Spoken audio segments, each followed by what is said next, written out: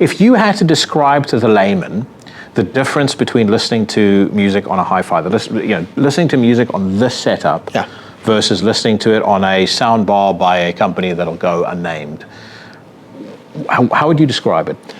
I would say it's a massive difference. Yeah. Because listening to music on a soundbar or whatever, will you ever become emotional? Will you ever become emotional attached to the music? Music is an art form. It's like looking at a very, very beautiful picture or an interesting picture. Because it doesn't have to be beautiful. It can be interesting, a lot of stuff going on. That's an art form. Music is the same. It's an art form.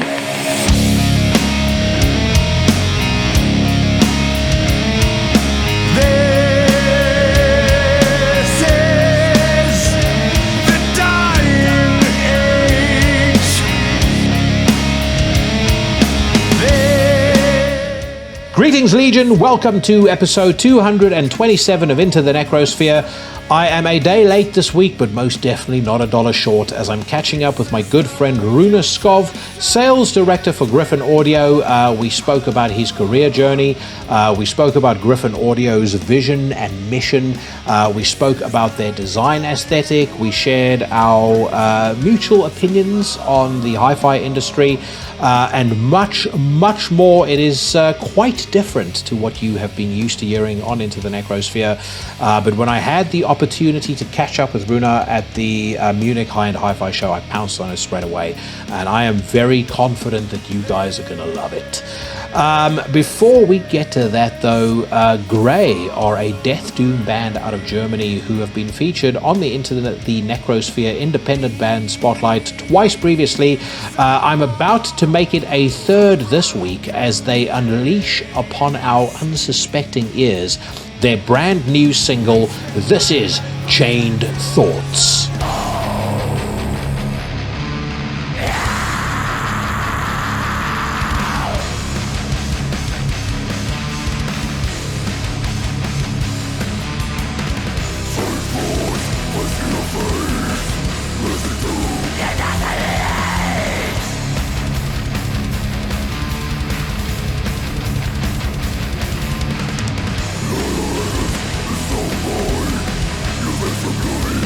Yeah.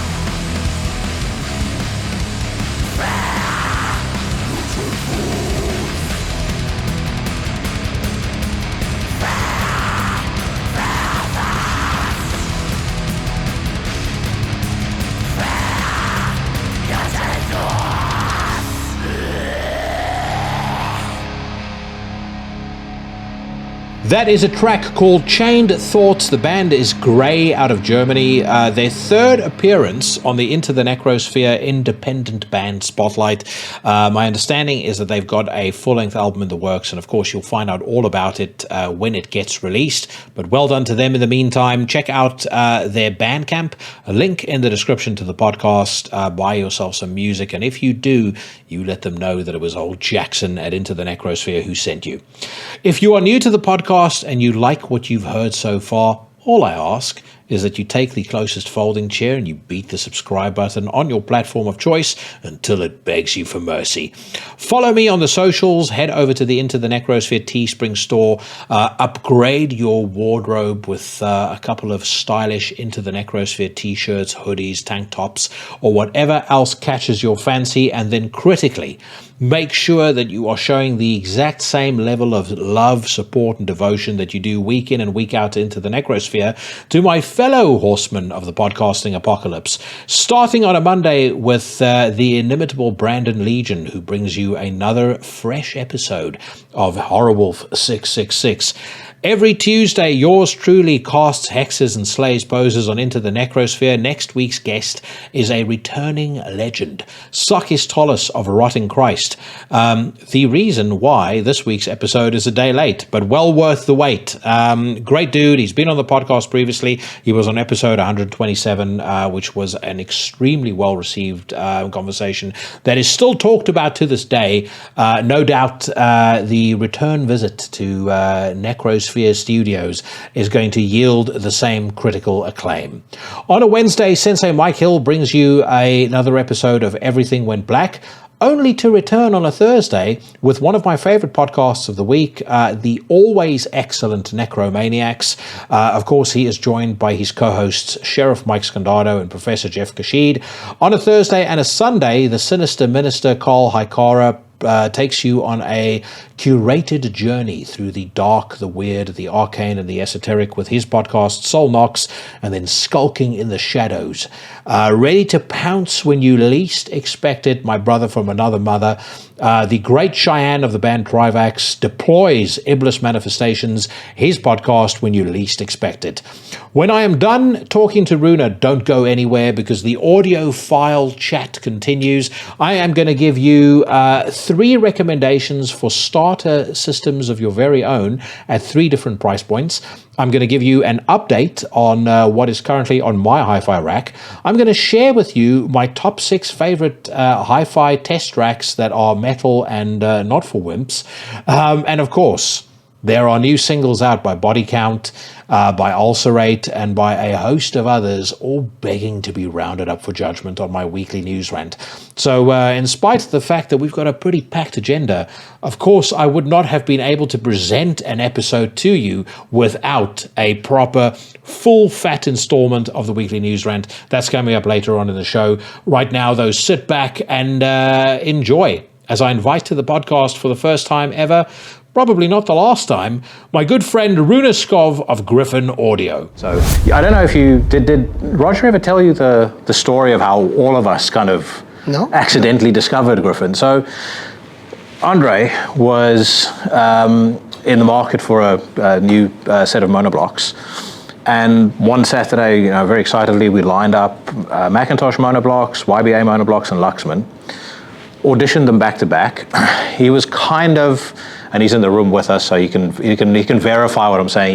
He was mulling over whether to make a purchase on the Macintosh, and I kind of jokingly said, "Hey, plug in that Diablo 300," because I'd seen Gryphon, the brand, knew it was a premium product. I said, jokingly, plug in the 300. Let's hear what that sounds like. And he was upstairs in Intronics. They plugged the 300 in. Within like 2 seconds, I ran upstairs. I said, "You need to come down and listen to this immediately." He decided on the day to buy it, and there were 2 other people in the room that bought Diablos as well. And I've never seen, in all the time that I've been into this hobby, that I've been interested in hi-fi, I've never seen such an emphatic buying decision take place so quickly with so many people. And that's kind of what kickstarted everything. Yeah. Because then word started I remember getting around. when Roger called me and said, "Rune, I have or I've been selling shit. It's just been crazy. Yeah. That I think that made the difference for Roger. That immediately he could believe in the brand. Yeah. That he could pull it off. It was easy. Yeah. And it has been his go-to brand ever since. Yeah. Yeah. Now, for anybody that is not, or that most people, like I said to you before we started, they won't know who you are, they won't know who Gryphon is. Just like let's level set. Just tell us a bit about who you are. How you started. How you ended up working for Gryphon and kind of what your journey has been here. Because I know I've did some research and I know your journey has been really winding and interesting. Yes. So Yes. Yeah. The way. To introduce myself, my name is Rune, and I'm sales director today for Gryphon Audio Designs. I'm the CEO and president for our American daughter company, Gryphon Audio North America. But it didn't start there. It started way back. It actually started, or my journey into audio started when I was very young, when I was a kid. And, I was listening to music with my grandparents. That was classical music, mainly a lot of opera, a lot of Maria Callas. She's the thing for me. That came from my grandfather. And at my parents' place, because, I'm a kid of the 70s. So I'm in my early 50s now. Okay.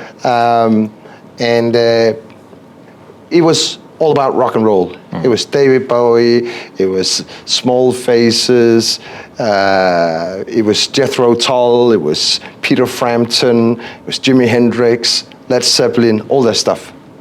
So, I got influenced with a lot of different genres from a very young age. And then I think when I was a teenager, we had a very big hi-fi store in my town. And they were also hosting the biggest hi-fi show in Scandinavia at that time. It's called KT Radio. And it was such a cool place. And it was like a playground. And they had all the gear. And it was back in the late 80s, beginning of the 90s, it was Mark Levinson's and so on, and we could play around with this stuff, So if we wanted to listen to a different amp, we could carry it into another room and audition the stuff, and that's kind of tricked me. So how old were you around this time? I was probably 15, 16 years old, 15 years old, and when the Pioneer stable platter mechanism came out with the reversed CD drive, where you place the platter, and it was just complete. I bought that, and I didn't have the money. So the owner of the shop, he said, "Oh, Rune, give me what you have, and then we're gonna figure out, how we can, you can pay it off, when you get your salary from working, dealing newspapers and stuff like that." And that was how it all started, So I got this very expensive CD player, and I didn't have the money to it, but that was the thing for me. And then it just went on and on and on. The system was building it, and new kit in constantly, and it was a passion for me. So it was both the music, but also the gear. That I was attracted to. I was not just a pure music lover. I also loved the gear, the technology behind it. And later on in life, I decided to start a hi-fi store. I was a school teacher at that point. What were you teaching? History, social science, mathematics, and art. To what From year? 7th grade until 10th grade. Okay. Yeah. And I did that for 12 years. Jesus. Yeah. I'm trying to imagine you as a teacher. I mean, I've seen you present a lot. I can see how you would do that well. I think it was a wonderful job. It was a phenomenal job. And I came up with the idea, I want to deal some hi-fi. So I had some good suppliers and to my little shop, and it was running from home. We turned the first floor of the house into like a hi-fi shop. turntables everywhere, speakers everywhere. And at that time, I was the only dealer for Rido speakers in Denmark. And the brand was very small, it was young. And I think I was pretty good at running demonstrations. And because the guys who owned Rido at that time, they were doing other stuff with other companies. They were employed by Nordas Cables. So they asked me to do demonstrations for them in both Munich high-end and CES Las Vegas. And so I took a week off and traveled to Vegas to do presentations, and that was during the days. I'm about to say that must also have been super exciting. It was super exciting. It's almost sort of again, like when you see you do this, you absolutely feel like you're in your element. Yeah. Like sometimes in my day job, I'll ask the question to people. Tell me when if I had to ask your friends, family, when you are at your absolute best, what would they say to me? If I were to ask that question about you, I can definitely see that when you're in front of an audience and you're talking about music. And we'll touch on that in a little bit too, because I think the way you present is quite a point of difference when it comes to the Gryphon, and it's to me been made abundantly clear again this weekend. But so Nordost, and again for anybody that doesn't know anything about hi-fi. Cable is probably, I think, the hardest thing to sell because you have so many detractors that are going to give you shit in the middle of a presentation and are going to try and disprove what you're saying, and but the thing is, when I did the presentations for Rido and so on, Mr. Joe Reynolds, who owns Nordas Cables, he kept an eye on me. And one day in Vegas, he asked me to join him for a cup of tea at Safarino in the Venetian Hotel. And I said, yeah, well, why not? So we sat down, and, he gave me a job offer. And I was just like, shit, no, I'm not going to do this. I had my job, school teacher, So it was just too much. I could not see myself traveling half of the year, being part of the export team. So I said to Joe, no, Joe, I don't think so. And I was trying to be a little bit cocky, and I said, you can't afford me. And and it came from a school writing teacher. a number down, and I'm going to slide the paper across the table. And it was more or less like that, because it was like, give me your number, Rune. And we figured it out. And actually, now when working with Gryphon, I also work together with my son here, Alexander, and at that time, we were newly divorced, his mother and I, and it was also a matter of, could I really be that much away, traveling the globe, because I needed to fit things together, having the kids and the job and mayhem. I talked to my ex-wife and I asked her, what do you think about this? And she actually approved on it, because we had to be, flexible, me traveling and having the kids when I was not traveling and so on. And it really worked out well. And I remember I resigned on my way from the school, on my way home from Las Vegas. There was a layover and I was sitting in an airport, I think it was in Minneapolis. And at that time, you were allowed to smoke in the bars and in the airport, and and it was the state divisional final in NFL. So people they were watching the game, drinking beers, and I was drinking beers and writing my resignation on my phone. And it was just, and from that day, I never looked back. It was a big move.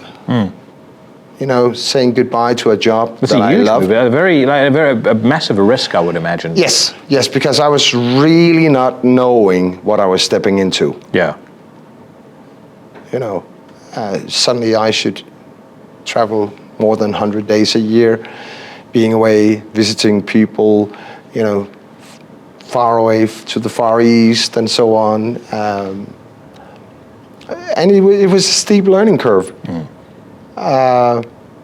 But it was massively fun, and it was definitely during that time, and Nordas at that time was really growing. It was great fun to be part of. But at one point, I also needed to do something else, and I needed to, be more attached to the family and come home and so on. And Gryphon, they heard about it, that I was potentially making a move. And that was back in 2015. And they were pretty quick offering me a position at the company at that time. And you must have been familiar with them at the point that No, I met them once. Yeah. I met them once. I was not I knew the brand. It was Danish and so on. But I've never met the founder, Mr. Rasmussen, before. Yeah. And I never met the chairman, Valdemar, before, or Thomas Bursting. I never met him before.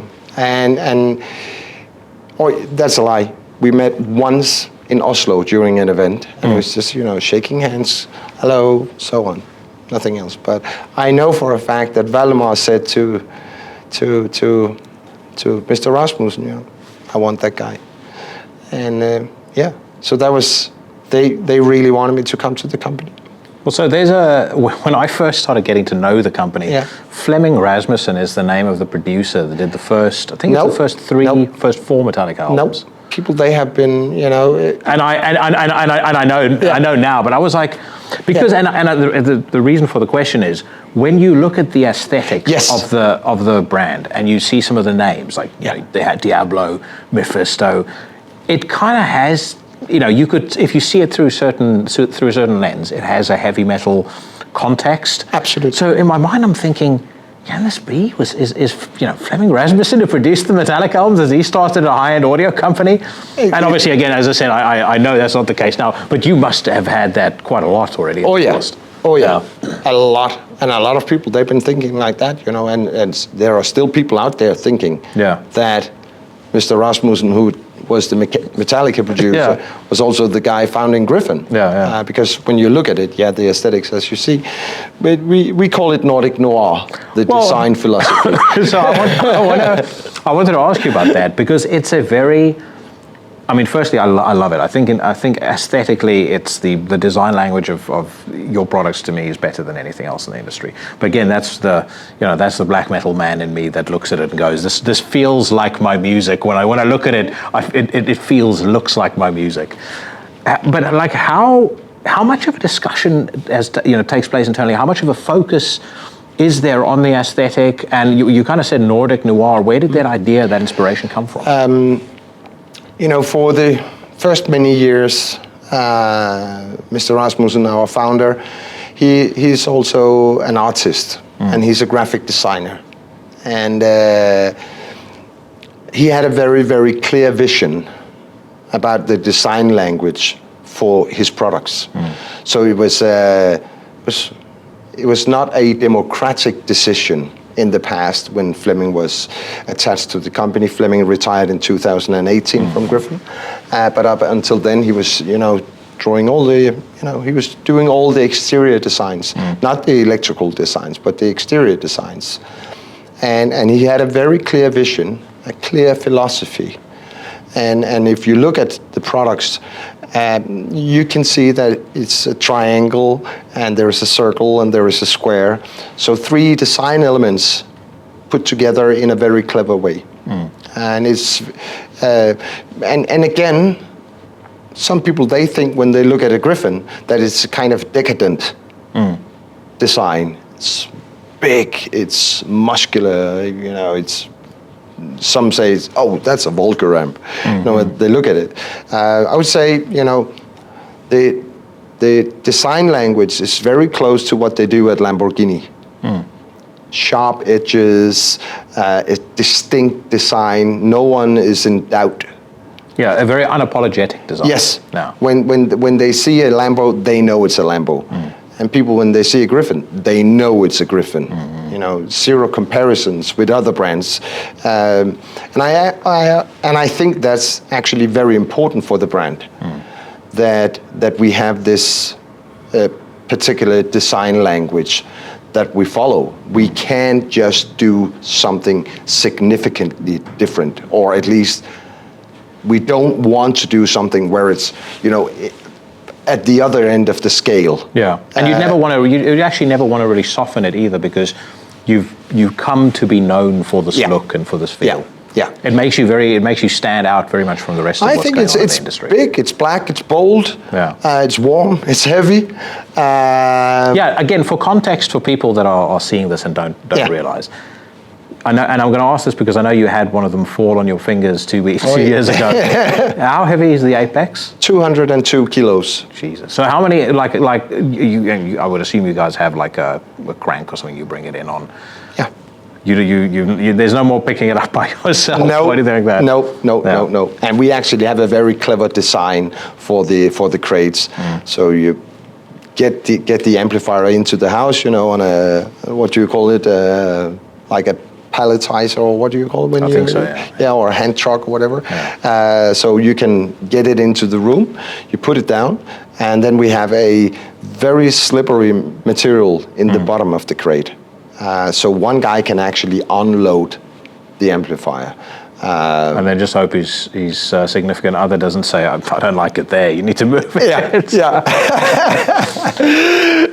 What is, because we kind of you spoke about your discovery of hi-fi, and I think everyone that's into hi-fi has that same experience. Yeah. At some point, there's this reference point where you while you were growing up, you saw something that just made you realize the difference between listening to music on a just average system, the radios, and shitty headphones, or listening to it on a really great iron system. I have my own view on that, but. If you had to describe to the layman the difference between listening to music on a hi-fi, listening to music on this setup versus listening to it on a soundbar by a company that'll go unnamed, how would you describe it? I would say it's a massive difference. Yeah. Because listening to music on a soundbar or whatever, will you ever become emotional? Will you ever become emotional attached to the music? Music is an art form. It's like looking at a very, very beautiful picture or an interesting picture. Because it doesn't have to be beautiful. It can be interesting, a lot of stuff going on. That's an art form. Music is the same. It's an art form. And you need to... I think. Die Garderobe schließt in Kürze. Bitte holen Sie Ihre Kleidungen ab. Danke. All right. Thanks. Yeah. That was I didn't understand anything, but that's okay. No, so I think the idea from the musician is that we should experience it, live. And you need to feel what is going on in the mind and in the heart of the musicians. You need to feel that, the timing, the pace, what is going on. And doing that on just a regular hi-fi system, it's very, very difficult. Will you become emotional when you're listening to a track in your car, Probably not. Or when you have your kitchen radio, it's just sound. It's not moving you. It's definitely not moving me. But I want to be as close as possible to the recording. What was actually being put down on the record or the master tape. You want to experience that in your own home. You want to be able to go to a live concert in your own home every day. Because music historically and so on, it's a big part of humans. We've been playing music for thousands of years, been dancing for thousands of years, so it's something that goes on inside us. It's like we have like a rhythm inside or whatever. And I want to feel that. I want to be moved, I want to be touched. When we did the setup Wednesday morning, I was playing a piece of music by Maria Callas, my favorite opera singer. And I became so emotional, so I was just sitting there on my chair, tweaking, tuning the system, and I was just sobbing, crying. And then you have reached it. You're there. when you can become so emotional, attached to what is going on, you know. It's I almost to the last letter, that's how I would describe it as well. Whenever I've been asked, like, what is the difference between listening to this on my AirPods or my Beats headphones versus listening to it on your setup? The day that I got my Diablo and I got my Pantheons, the first thing that happened, as soon as I put it on, I listened to the first song, I got a lump in my throat. And it was like, it's partly because you know how hard you've had to work to earn the right to experience that. Yeah. But exactly as you say, it's the connection the emotional connection you create with the music. My reference point when it comes to hi-fi, what got me into it, you know, my dad was, he had, one of those NAD 3060 amps from 1982, and, he put together his own speakers. I loved it. I think partly because he forbid me from using it, so I used to have to always use it behind his back. I think that made me so prone to spending money on it in my later years. But I mean, that's why I got into it, But it's from making that connection to the music. Like, I remember how excited I would be sitting listening to stuff on the hi-fi. Or, even if I'd gotten it, somebody had recorded a cassette for me, and I'm listening to it in my room. But I would wait for them to disappear so I can go and put it on the hi-fi. Okay, now I'm really going to get to experience it. And that's the same way that I feel about my system. And by the way, congratulations on 3 product launches this weekend. Yeah. Three exceptional product launches. I mean, I know amongst my audience, vinyl is a massive thing. So anytime I've ever mentioned, which is very understandable. Yeah. Well, every time I've ever mentioned, anything about hi-fi, normally one of the first questions that comes is, I'm going to buy myself this record player. What would you suggest I do with it? So here's a question I've got for you that'll lead us down a different angle of conversation, but I'm not sure I see a huge generation of people my age, so I'm 44 years old, like the way that we had with our parents that got us into this hobby. I feel like the number of people doing that right now, feeling that, well, at least absorbing music in that way, I feel that's less than what there was previously. So where do you see the industry going at the moment, and what do you think are the biggest challenges that the industry has? I'm actually very positive for the industry. I have a positive vision for the industry, because everyone's been telling me for the past 30 years that hi-fi is dying. And I don't believe in it. We have never been exposed to so many new records as we are now. Everyone with a laptop and a microphone and a little bit of sampler can make music. Is it good? I'm not the one to judge, but the numbers of tracks being released every day worldwide, it's obscene. Massive. So we are actually being exposed to music in a whole different way now than we did back in the 70s and 80s, where it took like 2 years to put a record together, and the guys, they launched it and then they had to tour 2 years. It was 2 weeks, and the drugs took up the remainder of the time. And then they had to tour for 2 years, world tours and so on. And I think it was a lot more difficult to get something released back in the days than it is now. I think you are partly right that the younger generation, it has probably more difficult to get them into the industry or into having a huge interest in hi-fi equipment. It comes with a price tag, no doubt. And with Gryphon, it's costly. It's not for everyone. And just the system you see here behind me, that's close to 700,000 euros.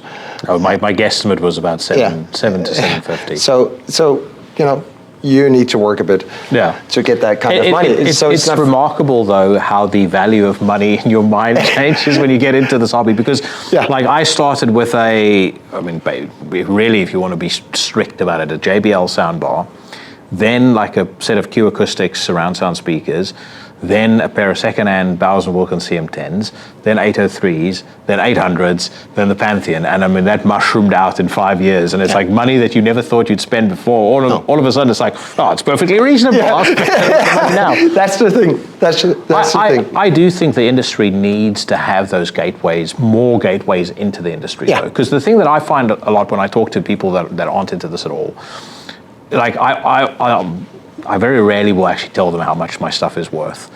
But even when I do kind of hint at it, their jaw is literally like on the floor. And That's a good car. Yeah, exactly. Yeah. They don't necessarily see the value in it, but I think you will see the value in it if you have if you just had a taste of it through something that's cost accessible. That will whet the appetite, and you'll go, okay, well, if I get this. So I think the KEF LSX wireless speakers I think are a great entryway into hi-fi. It's less than $1,000. Sounds really good. That whets the appetite, and you go, well, what if I spent a little bit more money and I get this? And then all of a sudden, you're starting to think about cables, and then but you also see the young generation now.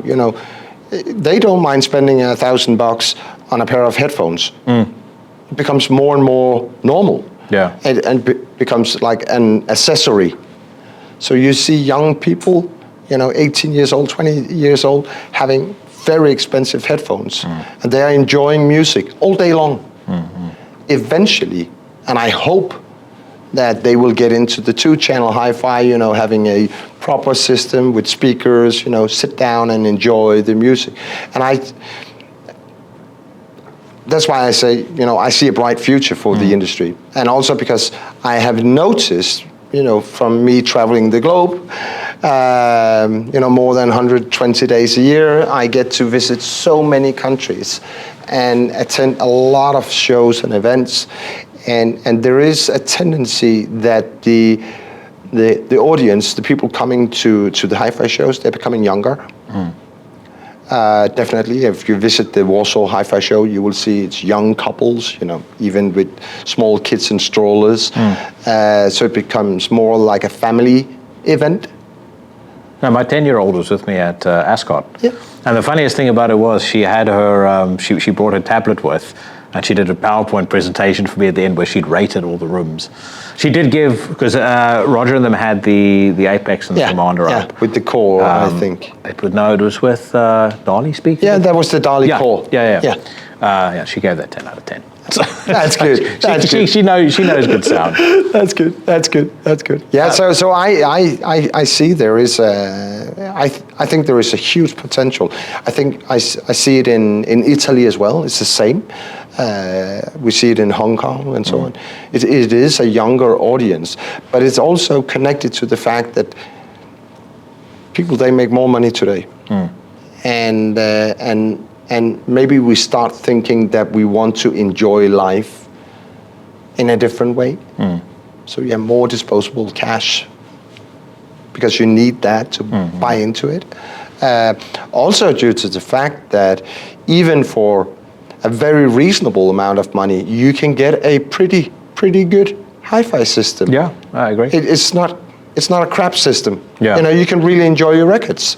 And like I said, it's that thing that whets your appetite for more. That's kind of to me, that's the most important step to getting people on get them on the treadmill, and then they'll start going, well, I want to try this, I want to try this, I want to try this.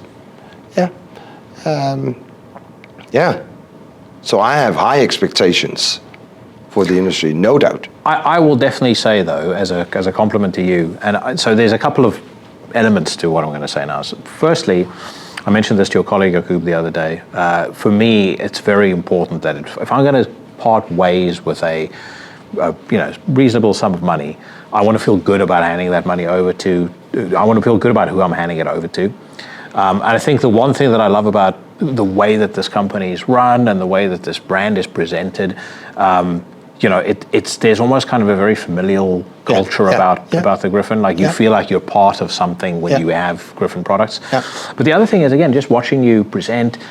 I mean, no disrespect to anybody else who's been here, but you guys are very, very different to everything else that I see here. It's very, it's great to see you out here in front, playing songs that you like and saying, I want to play you guys this song because I like it for this and this and this reason.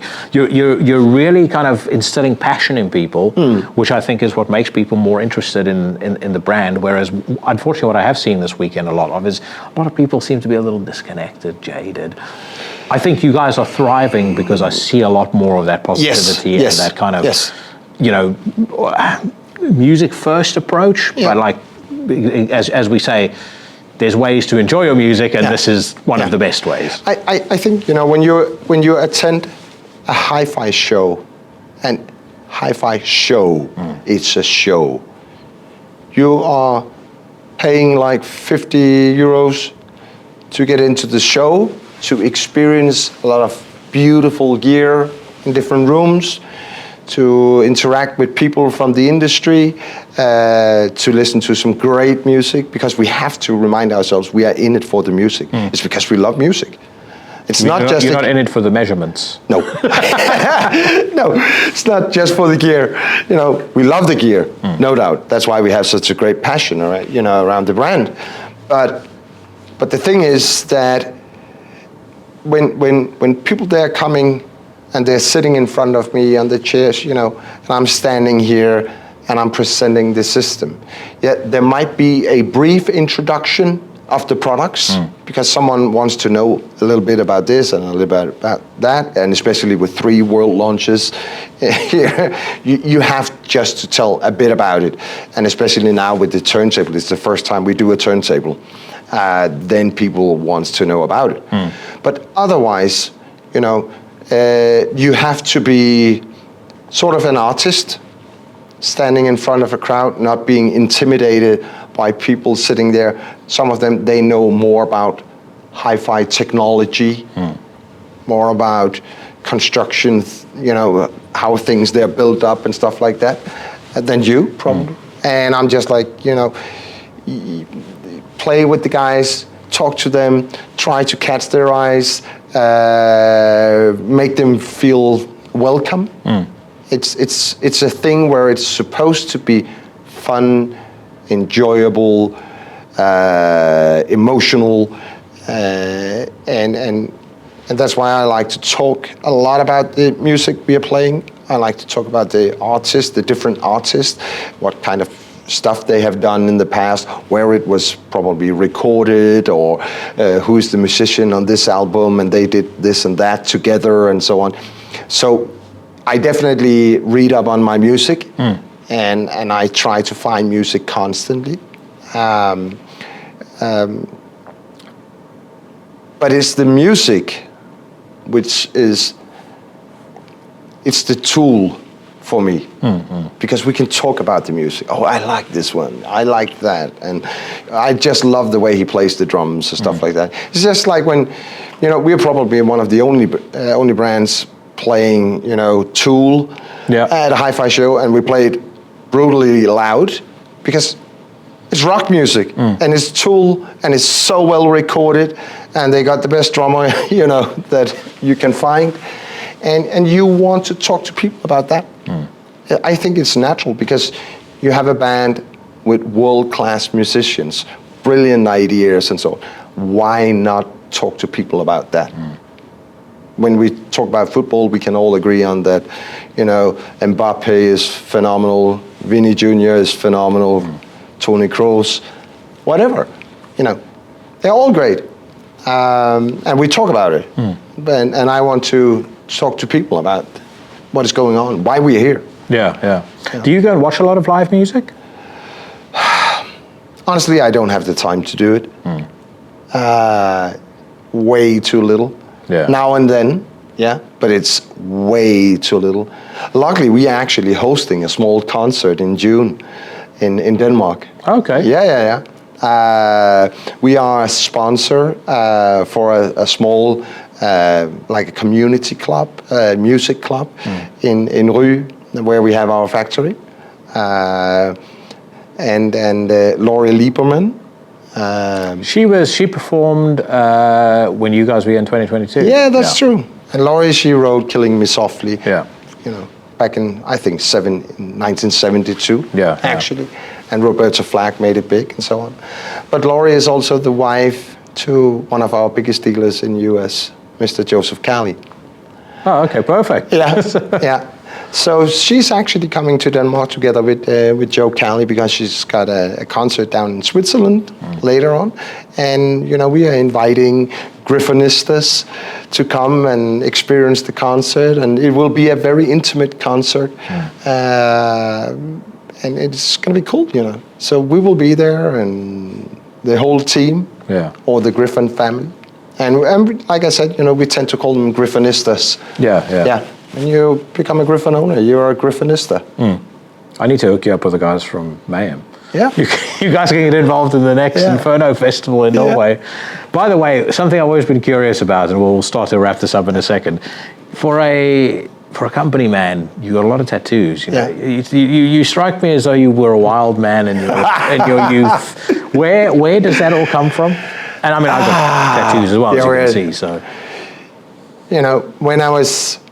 it started when I was 18. I got my first tattoo, and I remember I hid it from my parents. And it was this small dragon from Borneo on my shoulder. And it was something, I wanted for a long time. Then my second tattoo, that was actually, I got my stomach tattooed. And I could keep it on. The second was your stomach? Yes, and I passed out during the session. Brave man. I passed out.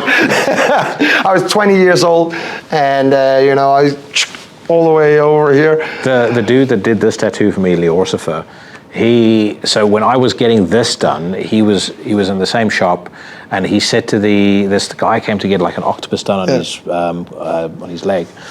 And he said to him, do you want to take some Nurofen or something before I start? Because this is going to hurt. And they go, no, I don't want anything.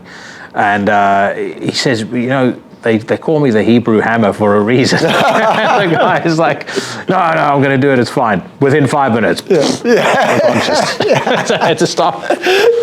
So it's something that has been, I see my body as a canvas. It's every single tattoo means something. Yeah. It tells a story. When I was in my early 20s, some of my good friends, they were playing, heavy metal, and they were all attached to Die Hard Records in Denmark. Oh yeah, with Konkhra and so on. Yeah. It was my good friend who was the owner of Die Hard Records, and who's a tattoo artist today as well. And we did a gig with the band called Trent, and they had like a circular tattoo and so on. Yeah. And then we made a gimmick that I got tattooed on stage during the concert. So I got my shoulder tattooed, the other shoulder, and then I wanted something more to it. So the tattoo artist, he just continued during the session, so down on my chest and so on. So we did that, and that was, it was crazy. And during that time, I was also working as a roadie, just for fun, part-time, going out there on the roads. And it was Molest from Belgium. And it was great fun. It was great fun. Dominus. I remember Dominus really well. And they turned into Volbeat. Yeah, that was Mikael Poulsen's so first. Dominus, some of the guys from Dominus and Volbeat have started As in Hell now, which is like a more old school death metal band. But Dominus's first album, and the name escapes me now. The first nine was fucking brilliant. Yes. There was some really good cool and I think the way that Mikael Poulsen was performing on that album, the way he did his highs and the growling and so on, that was phenomenal. See, I knew there was something. I knew at some point I was going to uncover the heavy metal. Yes, I've been into heavy metal my entire life. Yeah, and been attending concerts with Marilyn Manson and so on. So yeah. Did you know Attila from Mayhem is a massive audiophile, huge. I couldn't believe it. I had him on for episode 200, and when I have bigger profile guests on, you're sort of wondering in the back of your mind. One, I'm always shit scared I'm going to talk to the guy and he's going to turn out to be an asshole and it's going to ruin my enjoyment of the music. And then, also the way that I go about doing these, I want it to be conversational, so it has to feel spontaneous. I can't sit here with a list of questions and stuff like this. And so my philosophy has always been everyone has something they want to talk about. All I need to do is I need to figure out what that is. Yeah. That's my job in the conversation. Yeah. And with him, uncovered very, very quickly, he's into hi-fi and he's been working on developing his own cables and he takes it really, really seriously. Thought I'd just throw that side nugget in. But it's crazy, that Dominus and Konkhra. I mean, you would have, if you knew Konkhra around the Die Hard days, you would have known that first single that they put out, Daybreak, that had like the target going over the audience. It was like the worst produced music video ever, but it was so brilliant. Yeah. Like it was like a so bad it's good music video. But I remember hearing them the first time and just going, this is obscenely heavy. Yeah. I mean, they were tuning down to like B flat like before anybody else was doing it. But any stuff that you're into now outside of like metal stuff that you're into nowadays outside of Tool? I think in general, I just love heavy metal, but I can't say, this is like the band or this band, I'm a music lover. Yeah. I just love music and I like to be exposed to a lot of stuff.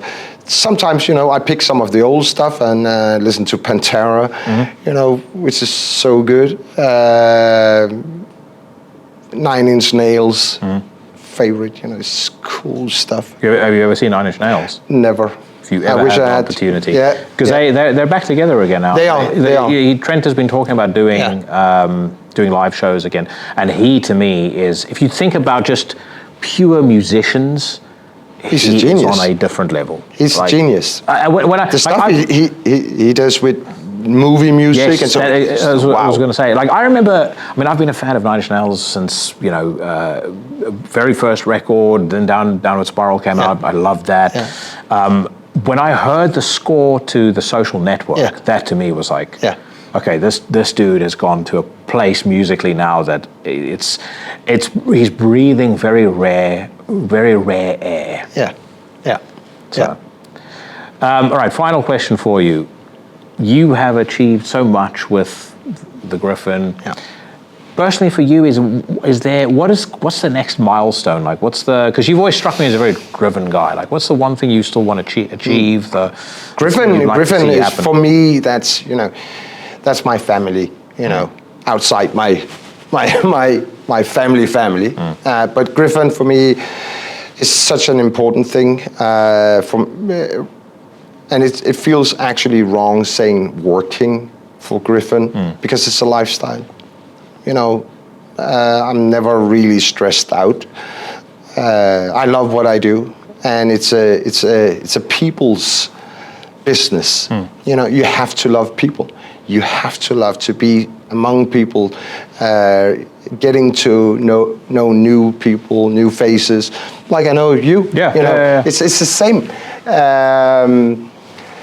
But I think the fact that, because I stepped outside Gryphon after 2 years in 2017, then I was out 1 year when Jakob, our CEO, he decided to bring me back in 2018. I think things changed for me at that time. What made you decide to step out? Was that G14 classified? More or less. Okay, that's fine. Sometimes you need to do something else in your life to figure out what you really want to do. I can dig that. Yeah, and I did that. So I stepped out for a year, and Jakob, he brought me back, and from that day on, it because such a close collaboration we have in the company, but being able to take it next level. In terms of size, in terms of brand recognition. Because I think in the past, Gryphon was sort of being a little bit esoteric, a little bit caveman-like. And we wanted to elevate it into being a lot more into the ultra-luxe scene. Yeah. And having that vision and that idea and being able to take it outside the caveman, cave. Yeah, it's gone from being, and I've seen it happen over the probably since 2000. Let's say 2018, 2019, when I first discovered the brand. It's gone from being very much the preserve of a niche group within a niche group to now it's becoming this very admired brand and this this really aspirational thing that if you you've achieved something in life when you can afford Gryphon gear, basically. Yeah. And when I see people's faces, their smiles and so on when they look at the Gryphon gear or when they attend our demos, and you just see them, or you see them burst into tears because they're so emotional attached to it, it makes my day. I did a demo for last year here in Munich, and it was just like, she cried, she was just in tears, and she said, "Oh, thank you, you made my day." And I said, "No, you made my day. I can leave now. I can take home because this is what it's all about." Yeah. And I think we have managed to take that experience to a whole different level. Yeah. I'm super proud of the brand. What's next for the brand? I really don't know. Now we're gonna enjoy the new turntable and getting into that scene. And but what will happen in the future, I really don't know. But it's a fun ride. It's a great trip, and I don't regret anything. And you just have to. Okay, life is vulnerable. Life can be short. You never know. So you might as well just enjoy it. And that's what I do with the brand. Yeah. And all my family members with the brand, it's just life. Sir, thank you so much for your time. My pleasure. Great that we finally got to do this. Absolutely. And I've been such a fan of what you guys do for such a long time. I'm always excited about whatever it is new that you have in the pipeline. So, thank you for inviting me, Jack. It's my pleasure, mate. It was really, really nice. My pleasure. Cool. Thank you.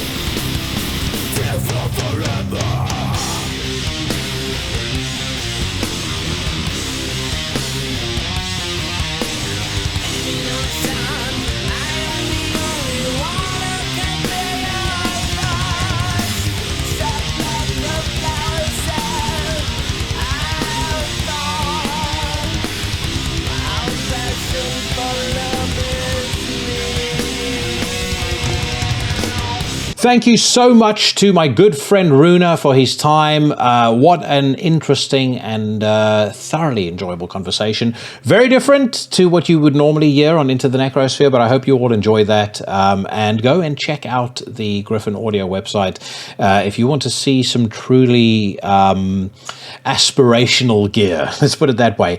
I happen to own some. I'll tell you more about that a little later on. But, it really isn't a joke when they are described as the Lamborghini of hi-fi. I mean, they are the best of the best. And one of the things that I love most about Gryphon Audio, and that probably came out over the course of the conversation, but they are very much, even though they're extremely high-end, they're very much a music-first audiophile company. And one of the things that I observed at Munich was Rune, his son, Alexander was there as well. They really engage with the people that come and listen to their demos, that come and see the gear. They engage with them in a way I think that's a lot more meaningful than a lot of their competitors. Again, I'm not here to be their their marketing manager or their PR mouthpiece. They are just a brand that I think do shit the way that it ought to be done. And I really appreciate him coming on the show, providing you guys with something a little different to the norm. Of course, we'll be back to business again next week with Sarkis. But for now, I had to wrap up that chat with a Dominus track. That was also a great surprise of the conversation when he was referring to Konkhra, Dominus, etc. That song, of course, Dancing with Magic, released back in 1996 on an album called The First Nine, on the now defunct Progress Records. I think you can pick up the CD somewhere if you don't want to resort to nefarious means to obtain it, but a fucking great song. And that band, obviously they went on, or some of the members in the band went on to form Volbeat, but Dominus was badass, overlooked very much in my opinion. Okay, friends, I promise you some more audio talk, and whilst many of you, including myself, can't necessarily afford the $750,000 hi-fi system that was in the background of the conversation that I was having with Rune, you can afford a pretty goddamn badass starter hi-fi setup. So I'm going to walk you through 3 recommendations at 3 different price points of what I think you should invest your money in if you're going to put together a decent sound system and you are on a reasonably modest, attainable budget. All right, let me explain to you my decision-making criteria for these picks. So I've tried to offer for speakers and amplifiers 3 options at 3 different price points. $500, $1,000, $1,500. I've assumed you have a total budget of around $2,000 to $4,000, give or take, which, as I mentioned before, I think is something that is relatively attainable. It's not an insignificant amount of money, but most people will at some point be able to come across this amount of cash. I am also using the website crutchfield.com as my reference point, both for pricing and for products, and I'm sharing it on the screen. So if you're watching this on YouTube, you can see me check out this stuff on their website in real time. I've gone the US route, and apologies to my listeners in Europe and in the UK, because the majority of my audience is based out of the US. So let's start with speakers, and my pick for best speaker under $500 would be the Wharfedale Diamond 2.1 bookshelf speaker. Nice thing about bookshelves is a greater WAF or wife acceptance factor, because they're not as massive and imposing as a floor standing speaker. You've got a bit more flexibility with where you can mount them, but you do give up, because of the drop in size, you do give up a bit in terms of bass and in terms of just kind of general presence. But my experience with Wharfedale speakers have generally always been incredibly positive. They do another range called the Linton, which I heard paired a couple of years ago with an Audiolab amplifier, and it sounded absolutely sensational. These Wharfedale Diamond 12.1s are highly thought of, and at the $500 price point, I'm not sure you're going to get anything better. So that is my $500 speaker. My $1,000 speaker is the Sonus Faber Lumina 1.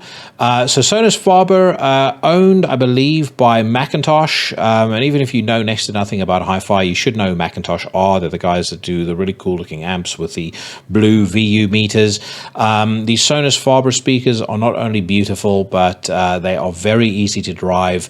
They have performance that I think belie their size. And if we go back to wife acceptance factor, I think your significant other might quite like the look of these. So those are my favorites at $999 a pair. If you have another $500 to stretch, you can buy yourself the Golden Ear Triton 5. Now, I absolutely love Golden Ear speakers. Golden Ear are owned by AudioQuest, who are best known for manufacturing hi-fi or speaker cable, interconnects, power conditioners, and the like. They bought Golden Ear a couple of years ago, and they've done a great job with the brand. The Golden Ear Triton 5 is a floor stander, so it's a bit bigger, but actually when you see it in person, it's not so big that it's going to dominate your entire living room, which also gives you some flexibility in terms of where you place it. But I believe that these speakers are certainly far better performers than the price would suggest. They have got great bass, great mid-range, great treble. They can handle a lot of power, but they can also put out a lot of power. And their presence in terms of their soundstage and in terms of their articulation is superb. There are a couple of good options that you can look at the $1,500 mark. I think the new SVS, I think they're called the Ultra Titan Towers, very good. But Golden Ear is the one that I would pick if I were in the market for a speaker and I was about to spend $1,500. Now, once you got once you got them speakers, you're going to need to power them. And I've gone with the Swiss Army knife approach to amplification, in that I've gone the integrated amplifier route. For those that don't know, an integrated amplifier is essentially an amplifier that places the preamp unit as well as the power amp unit in a single box. And nowadays, it's very popular for integrated amplifiers to also have things like phono stages so that you can plug a turntable in, built-in Bluetooth. Some of them even have streaming modules on board. So what I've done as my criteria here is the amplifier must have at least Bluetooth so that you can stream Qobuz, Tidal, Spotify, whatever you listen to your music on. It must have a phono preamplifier so that you can plug in a turntable, because I know the Legion love them some vinyl. It needs to have a sub out so you can add a little bit of additional bottom end grunt. And to that end, my pick at $499 is the Denon PMA 600 NE. Denon make some really, really good value for money home theater receivers and home theater processors. Whenever they have dipped their fingers into the music world or into the pure music world, they've always done a great job. Not the highest of high-end brands by any stretch of the imagination, but I think the Denon PMA 600 NE represents great value for money. It puts out, if memory serves me correctly, about 45 watts into 8 ohms. Yes, I'm correct. 70 watts into 4 ohms. So it's going to come, or it will relatively comfortably power those Wharfdale Diamond 12.1s. Probably do a reasonable job of the Sonus Faber Luminas as well. Wouldn't necessarily let them feed those Golden Ears, but that being said, if you're going to spend $1,500 on speakers, you can certainly afford to increase the amount that you're going to spend on amplification. And an amp to look at the $1,000 mark would be the Cambridge Audio CXA81. This amp meets all of the criteria that I mentioned before. It has a sub out, it has built-in DAC, it has a Bluetooth streaming module or streaming implementation instrumentation. It has a phono stage. It puts out 80 watts into 8 ohms. This CXA81 amplifier has been raved about by many a reviewer. It's I think won What Hi-Fi's best amplifier of the year at its price point. You can see on the Crutchfield website, it's a top seller, best of 2024, with good reason. It's an amplifier that won't cost you an arm and a leg, but that certainly delivers a big step up from the Sonos soundbars, the Apple EarPods, and the other nonsense that you've been listening to music on these many years. Now, my favorite amplifier at the entry-level price point, and the one that I would certainly be looking to buy if I had $1,500 to spend right now, would be the Arkham Radia A25. It has a built-in DAC with Bluetooth. It has a phono preamp. I believe it has a sub out.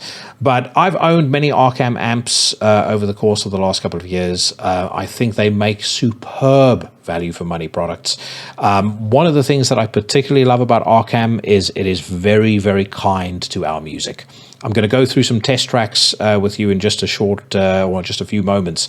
But one of the things that you find, particularly with black metal, is that the recordings tend to be very treble forward.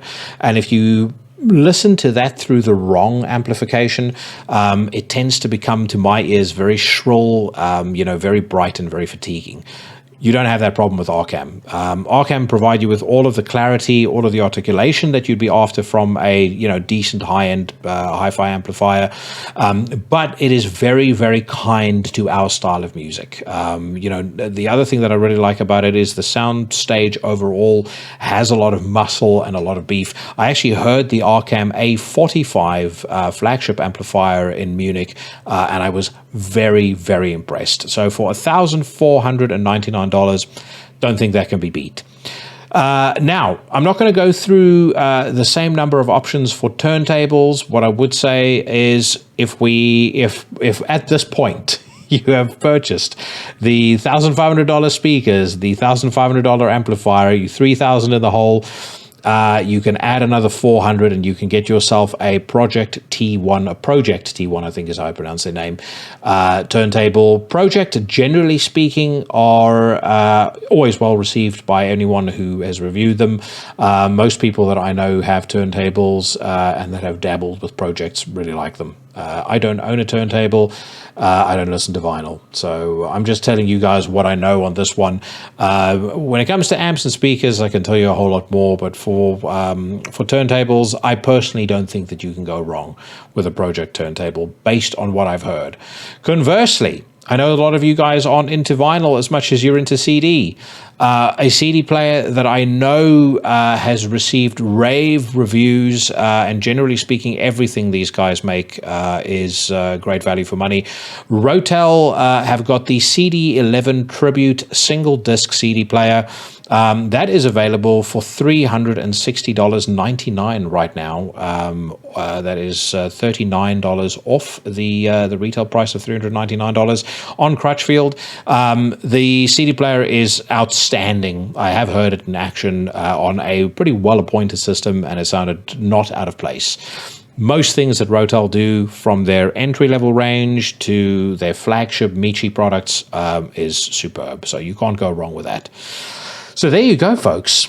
For $3,500, you can buy yourself something that is going to give you far more joy than anything else that you can do with $3,500, especially if you're a fan of music, as I would assume every single member of the Legion is. There are, of course, ways in which you can get this for cheaper.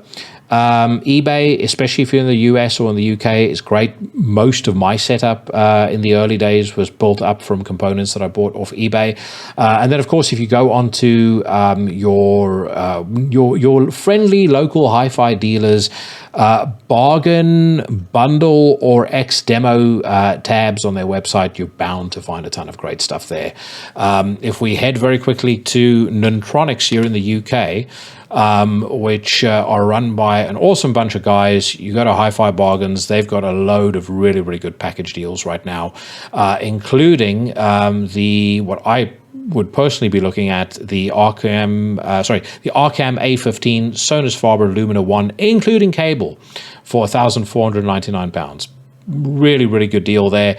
They are also selling a package deal where you can get the KEF Alice 50 Metas with a YBA A100 integrated amplifier. That would sound absolutely superb, and they're selling it for under £2,000. So, so there's ways and means to get it for cheaper, but I thought I would just give you at least kind of a starter in case you were interested in upgrading your sound and you didn't quite know where to start. Years and years ago, I was like you, my friends, and then somebody introduced me to, or gave me a little taste of the hi-fi drug, and as you're about to find out, once that addiction metastasizes, it can become a wallet thrashing affair. So prepare to be dazzled as I take you on a tour of what is currently on my hi-fi rack. Starting with my main stereo setup, so what I listen to all my music on. I am the very proud owner of a set of Gryphon Pantheon speakers. They look imposing, they sound imposing. I heard them head-to-head a couple of years ago against a set of Bowers & Wilkins 800D3 speakers, which I owned at the time, as well as the KEF Blade 2s, and the Pantheon wore those two speakers like a pair of sock puppets. I have desired this speaker for many years, and finally 2 years ago I had the opportunity to get myself a pair. Will I hold on to these forever? I think if I were to do any sort of upgrade, it's going to be to the new Gryphon EOS 5s. But man, I cannot tell you how much I love these things.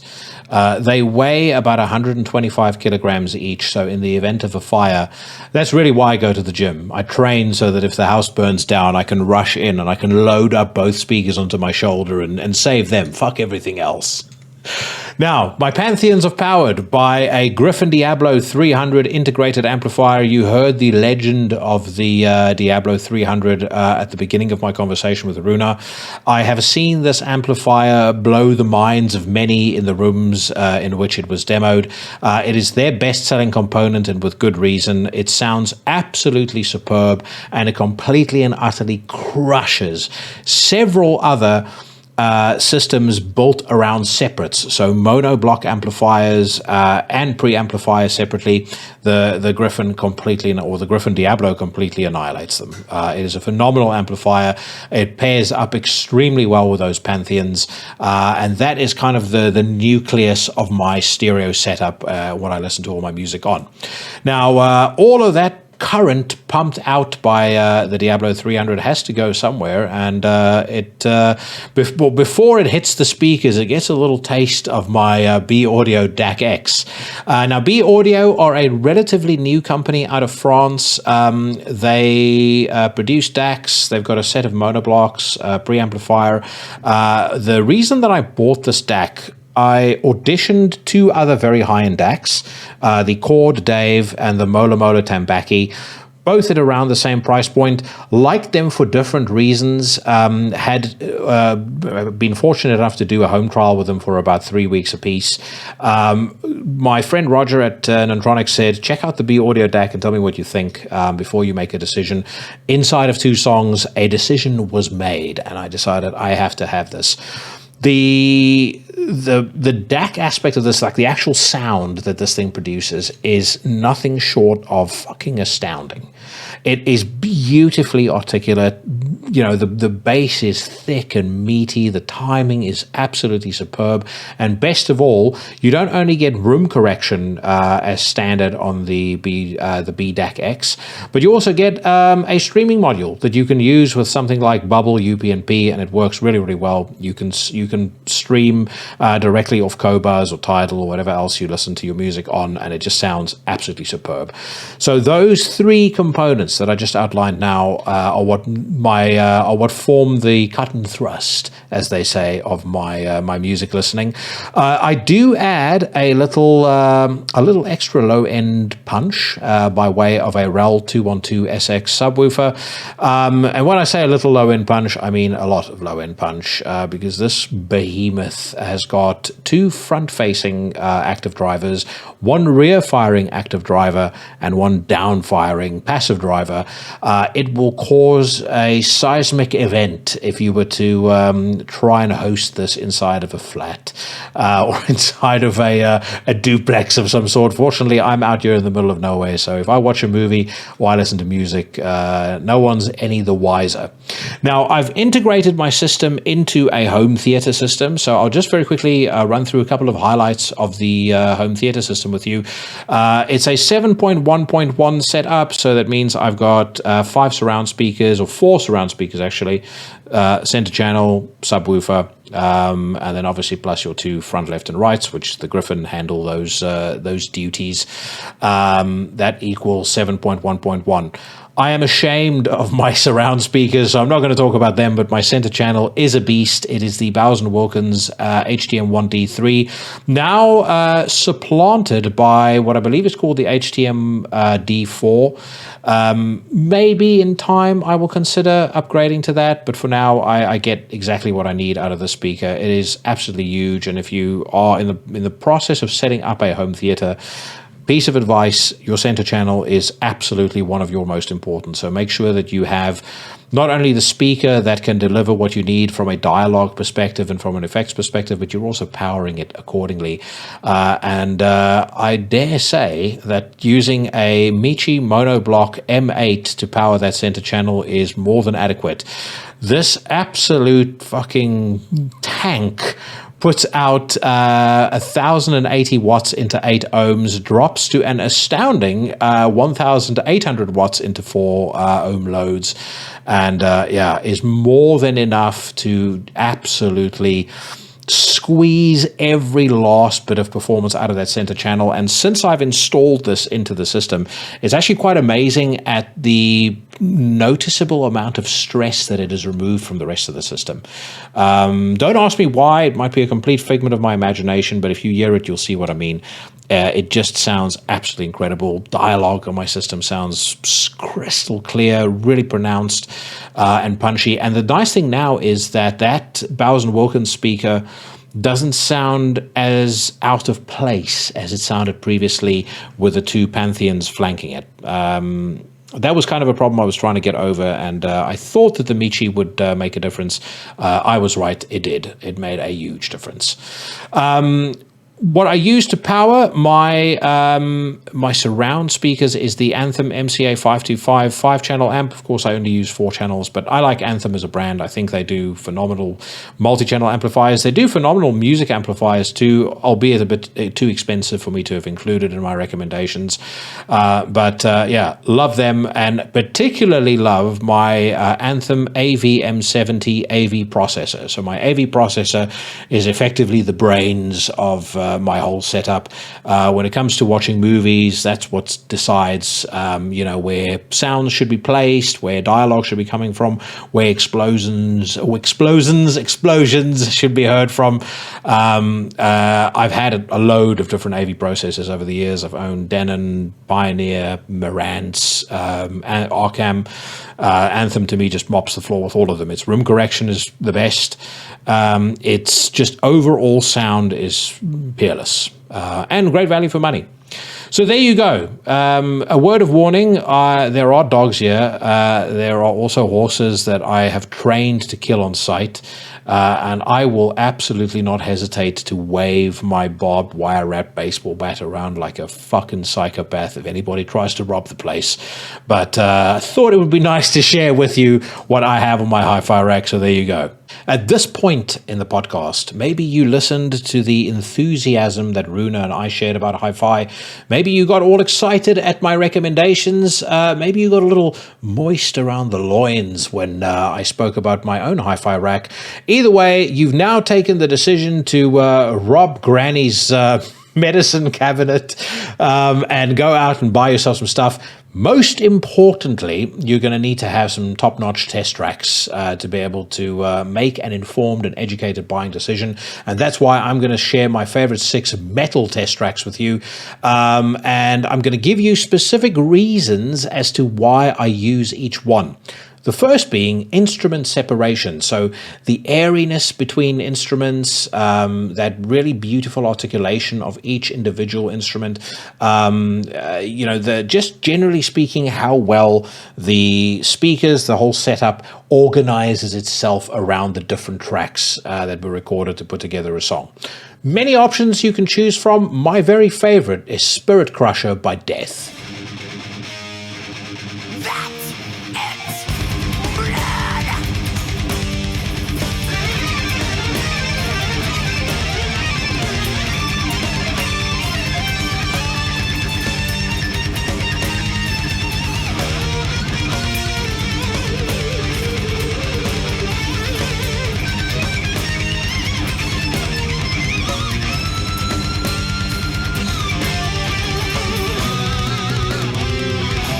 Recorded on, or included, I should say, on the Sound of Perseverance Swan Song by Death. This is probably their best recorded album, in my opinion.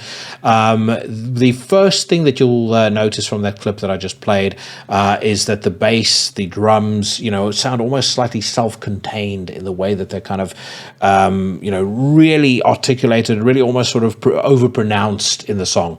On top of that, you've got that beautiful lush guitar tone that Chuck Schuldiner had, along with his vocals. You just can't pick a better song to test instrument separation than Spirit Crusher, or frankly anything off of Sound of Perseverance. For dynamic range, we moved to a oldie but a goodie. I played it a couple of weeks ago on the podcast. I speak, of course, of The Ancient Ones by Morbid Angel.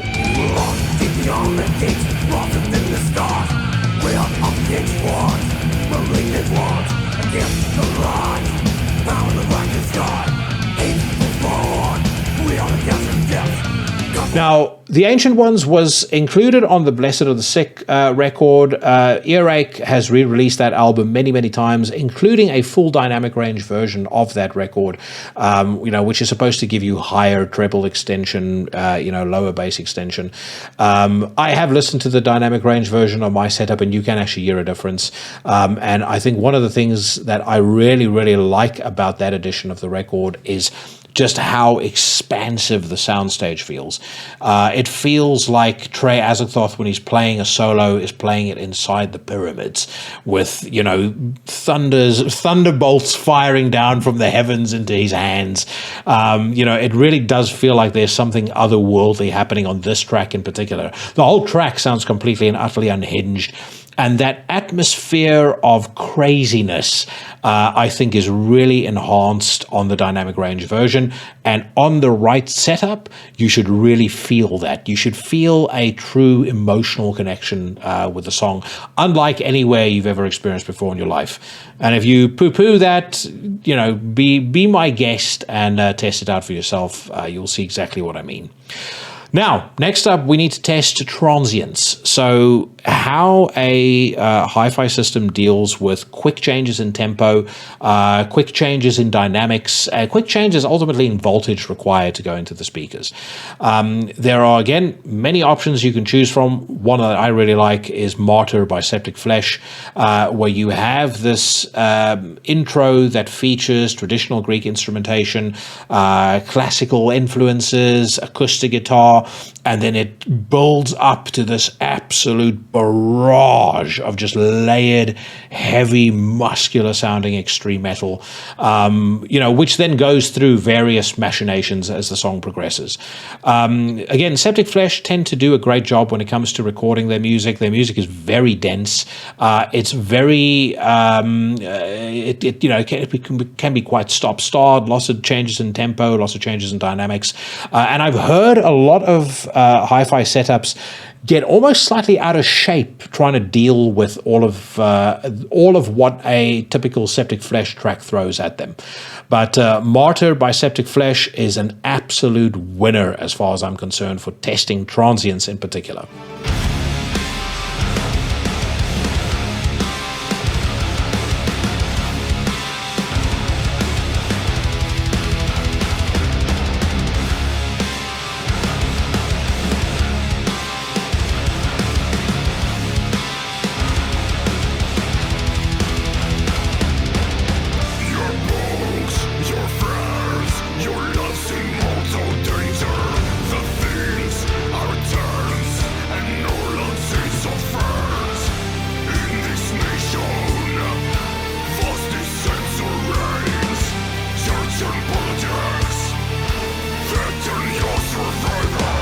Now, next up, you want to test treble and mid-range. I mentioned earlier when I was talking through my recommendations that when it comes to black metal in particular, one of the things that can be a bit of an issue in my experience is how treble forward some of the songs on our favorite records can be on the wrong system.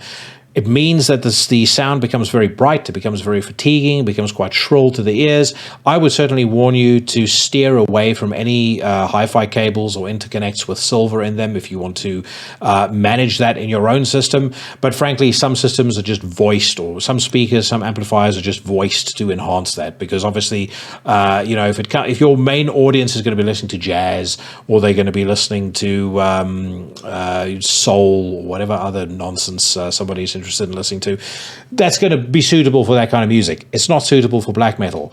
And a black metal record that I think is well recorded, but it would almost certainly highlight those treble and mid-range issues on the wrong system, is Demon by Mayhem, and my song of choice is Malum.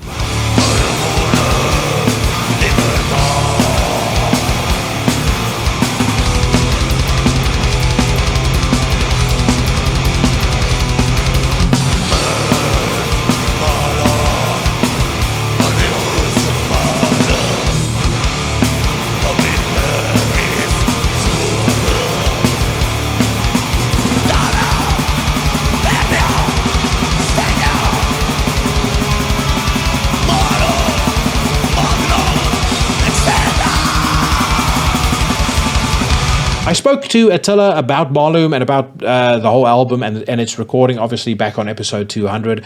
Again, both of us, I think, feel that it's a well-recorded record. But like I said, the guitar is the tone of the guitar is quite high-pitched. The drums and the bass are quite high up in the mix. So this really is a track and an album that will show up potential problems and potential elements that you might not quite enjoy on the treble and mid-range on any system. Conversely, we also want to test the bass because we like muscle, we like meatiness in our sound. One of my favorite tracks for testing bass is The Half Rising Man by Absent in Body.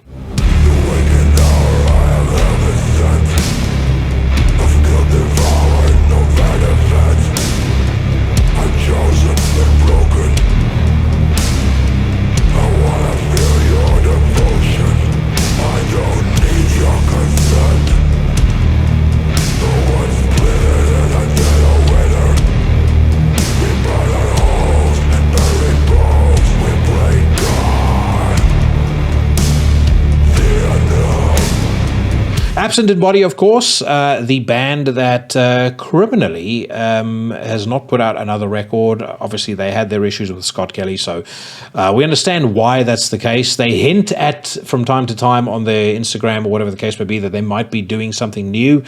But this particular song, with how deep everything goes here, if you want your room to shake, this is the song to listen to. If you just hit it at a certain volume, certainly on a certain system, you're going to feel murmurings in parts of your body you didn't think existed.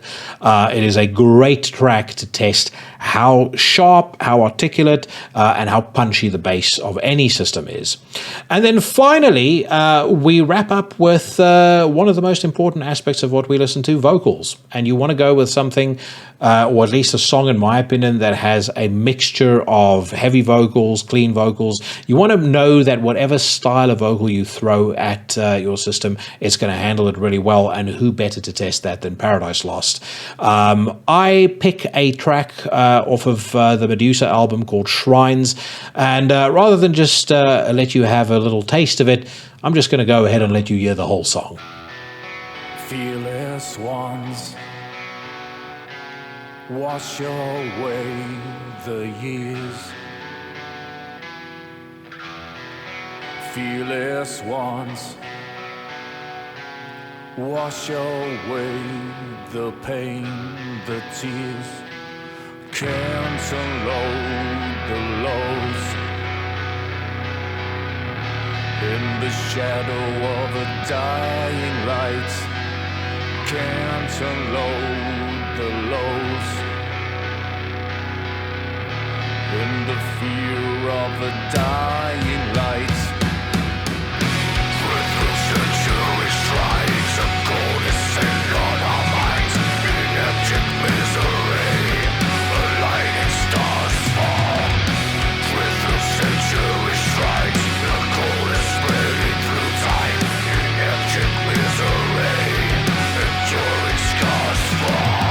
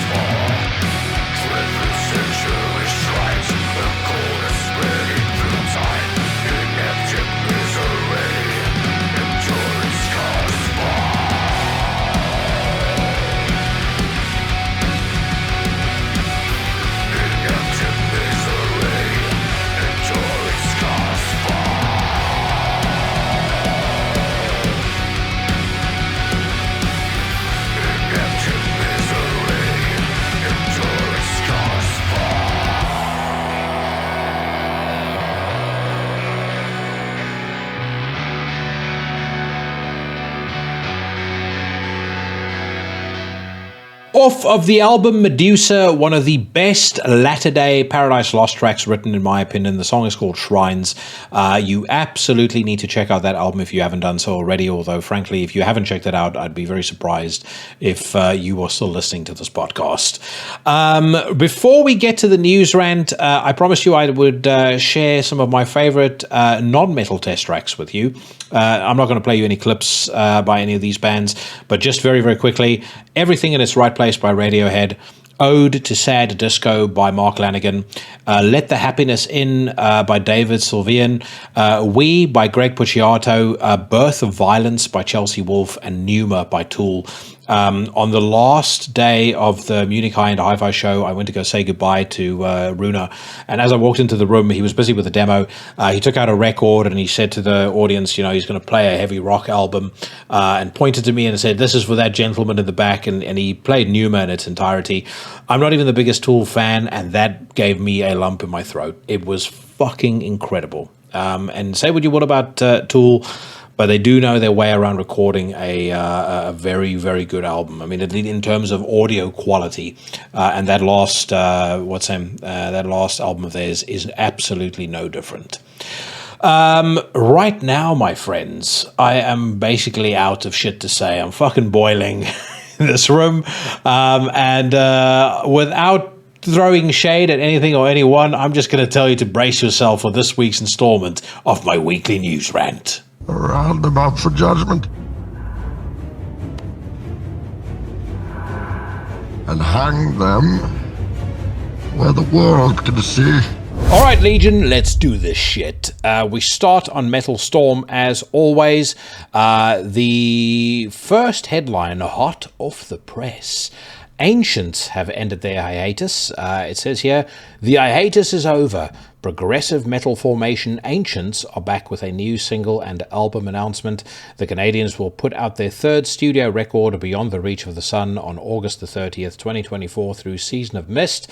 Recorded at Rain City Recorders, blah, blah, blah. The lead single, Melt the Crown, is already available for streaming via the Bandcamp widget below. And then Kenny Cook, I was about to say Kenny Frontman, but the Ancients frontman Kenny Cook says the hiatus is over. We missed out on a huge block after the last record, but with a new album and new members, we're ready to hit it hard. And by hit it hard, I mean he assumes the stage as opposed to the crack pipe. Let's hear what Melt the Crown sounds like, folks. To admit, normally progressive metal isn't exactly my cup of tea, but what I've heard in those first 2 minutes is pretty compelling. I'm not really familiar with any of Ancients' previous albums. They put out Heart of Oak back in 2013 and Voice of the Void in 2016. You guys let me know in the comments if you are massive Ancients fans. Yeah, I didn't really know them all that well. As I said, prog metal immediately makes me go a little rubbery. But those first 2 minutes are pretty damn good. I can see you thoroughly enjoying this if you have enjoyed the last couple of Opeth albums, or maybe even the more progressive elements on a record like Blackwater Park. But great instrumentation, very interesting and quite memorable melodies, and really nice recording as well. Very, very good, very well recorded music. So it's getting a thumbs up from me so far. Let's give it another 60 seconds. Any band like this, I think it's going to take certainly more than 3 minutes for you to form an accurate picture of what the whole album's going to be like and cast your verdict, but definitely something that I'm going to be interested in hearing more of. Got a bit of a Mastodon vibe in some of the riffing there as well. But so far I'm enjoying pretty much everything that I heard. I think Kenneth Paul Cook, the frontman, who I very nearly misnamed earlier, his voice sounds superb. Really nice drumming. Yeah, just everything about this I think is really, really, really good, really promising. So, thumbs up from me on the new Ancients single, and as I said, very much looking forward to hearing what the actual full length ends up sounding like. All right, next up, we move on to Idle Throne. They've got a brand new track called Petrified. It says here, before their new record entitled Clarion Call hits the streets on May 31st, Indiana-based metalers Idle Throne premiere a lyric video for another new song in preview entitled Petrified.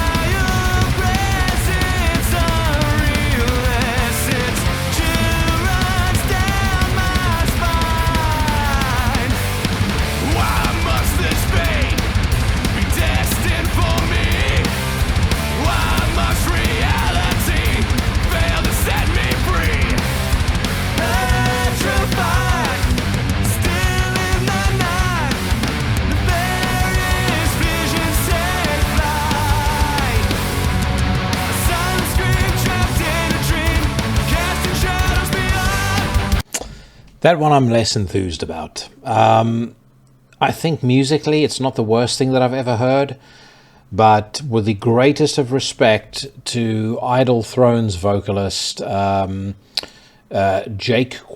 Quintanilla, I just don't think that he's got the chops to pull off clean singing against a backdrop like this. I concede it's very, very difficult to do. I think if you're going to do clean singing against really heavy music, you need to have an incredible amount of presence in your voice, aka Warrel Dane. And unfortunately, Jake Quintanilla is no Warrel Dane. Nor, am I necessarily expecting him to be. But if we listen to the clean vocals that we heard on that Ancients track, I mean, that's streets ahead of this. There's just something missing for me here. It would be unfair to hinge it entirely on the vocals. I mean, the vocals aren't great, I don't think, but I think just overall there's just something not quite grabbing me about this. Might be that the rest of their music is better, but this is going to get a pretty firm pass from me. Devastator have unveiled a brand new music video for the song Walpurgisnacht. It says here, German blackened thrashers Devastator have recently released a new video clip for Walpurgisnacht, the track taken from their latest studio record, Conjurers of Cruelty. Let's listen.